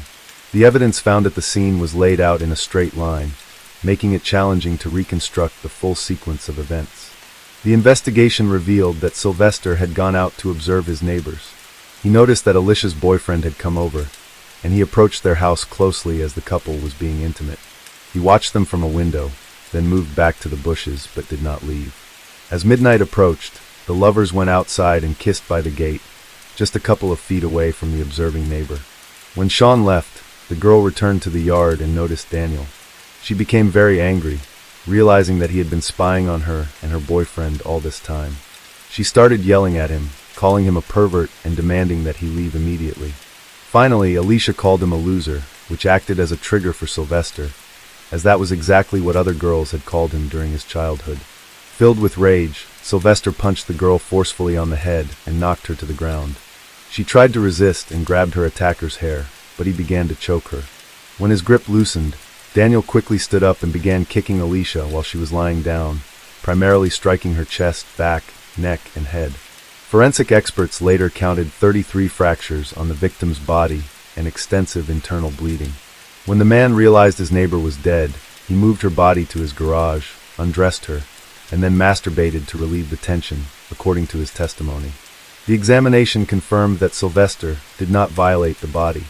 He then placed the corpse in the trunk of his mother's car and took it to a remote location outside the city. Upon returning home, the criminal took a shower, changed clothes, and behaved as if nothing had happened. His clothes, the victim's belongings, and the towels he used to clean the crime scene were packed in trash bags and disposed of. The trial and sentencing proceedings began only in April 2007, at which time new details were made public. The defendant confessed that he had ended his neighbor's life, but he and his lawyer insisted that it was unintentional. The defense demanded a psychiatric evaluation, arguing that Daniel was mentally ill and should not be held accountable for his actions, suggesting he be treated in a clinic instead of being incarcerated. However, the prosecution argued that despite his mental illness and anger management issues, Sylvester acted with full knowledge of the consequences of his actions. He kicked the girl mercilessly with all his might, knowing it would likely result in her death. Nevertheless, the court-ordered psychiatric evaluation confirmed that the defendant could indeed be considered fully responsible for his actions. Regarding the items found in the backyard, Daniel never admitted to having placed them there, arranged in a straight line. On May 7, 2007, the defendant was found guilty of a second-degree crime and sentenced to life imprisonment, with the possibility of parole after 16 years. A year later, Canadian singer-songwriter Kathleen Edwards wrote a song titled Alicia Ross, which portrayed the events from the young woman's perspective during the final moments of her life. In March 2008, the United States witnessed a significant political scandal that captivated the nation and led to the resignation of a prominent political figure. Eliot Spitzer, the then governor of New York, was implicated in a high-profile prostitution scandal that not only ended his political career, but also sparked widespread discussions about ethics, legality, and the personal conduct of public officials. Eliot Spitzer had built his reputation as a formidable prosecutor and a champion of ethical governance. As New York's Attorney General prior to becoming governor, he was known for his relentless pursuit of corporate malfeasance and corruption. His aggressive approach earned him the nickname Sheriff of Wall Street. However, in a dramatic turn of events, Spitzer found himself on the other side of the law. The scandal came to light on March 10, 2008, when the New York Times reported that Spitzer had been a client of a high-end prostitution service known as the Emperor's Club VIP. The investigation revealed that Spitzer had arranged for a rendezvous with a prostitute named Kristen at a Washington, D.C. hotel in February 2008. This revelation was particularly shocking given Spitzer's previous efforts to combat organized crime and prostitution during his tenure as Attorney General. The federal investigation into the prostitution ring had been ongoing for several months. Authorities had intercepted communications that eventually led them to Spitzer. The case was initially focused on the Emperor's Club VIP's operations, but as investigators delved deeper, they discovered that one of the clients, referred to as Client 9, was none other than Governor Spitzer. The legal implications for Spitzer were severe. Engaging in prostitution is illegal in most parts of the United States, and transporting someone across state lines for the purpose of prostitution could potentially violate the Mann Act, a federal law that prohibits interstate transportation of individuals for immoral purposes. While Spitzer was not immediately charged with a crime, the political and personal fallout was swift and unforgiving. On March 12, 2008, facing mounting pressure from political allies and adversaries alike, Spitzer announced his resignation as governor of New York, effective March 17. In his resignation speech, he stated, "I cannot allow my private failings to disrupt the people's work." His departure marked a stunning downfall for a man who had once been considered a rising star in the Democratic Party. The Spitzer scandal had far-reaching consequences. It reignited debates about the private lives of public officials and the extent to which personal misconduct should impact one's ability to serve in public office. Some argued that personal indiscretions, while regrettable, should be separated from professional capabilities. Others contended that such actions reflect a lack of judgment and integrity, rendering one unfit for public service. Moreover, the case highlighted the pervasive issue of prostitution and the complexities involved in its regulation and enforcement. It underscored the challenges law enforcement faces in addressing such clandestine activities, especially when they involve high-profile individuals. In the aftermath, Spitzer attempted to rebuild his life and career. He made several media appearances and even ran for New York City Comptroller in 2013, though he was unsuccessful. The scandal remained a defining moment in his life, serving as a cautionary tale about the perils of personal misconduct and the fragility of public trust.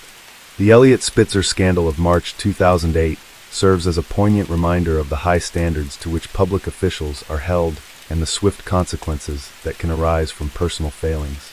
It also reflects the broader societal challenges in balancing personal privacy with public accountability, a debate that continues to resonate in political discourse today. The fallout from Elliot Spitzer's scandal in March 2008 was swift and merciless. The once revered politician, who had built his career on prosecuting corruption and holding others accountable, now found himself in the very crosshairs of public and legal scrutiny. As media outlets dissected every detail of his involvement with the Emperor's Club VIP, the story took on a life of its own, fueling a national conversation about power, privilege, and the double standards in law enforcement. Federal authorities had stumbled upon Spitzer's name while investigating the high-end prostitution ring's finances. The operation involved women charging thousands of dollars per hour, and its clientele included powerful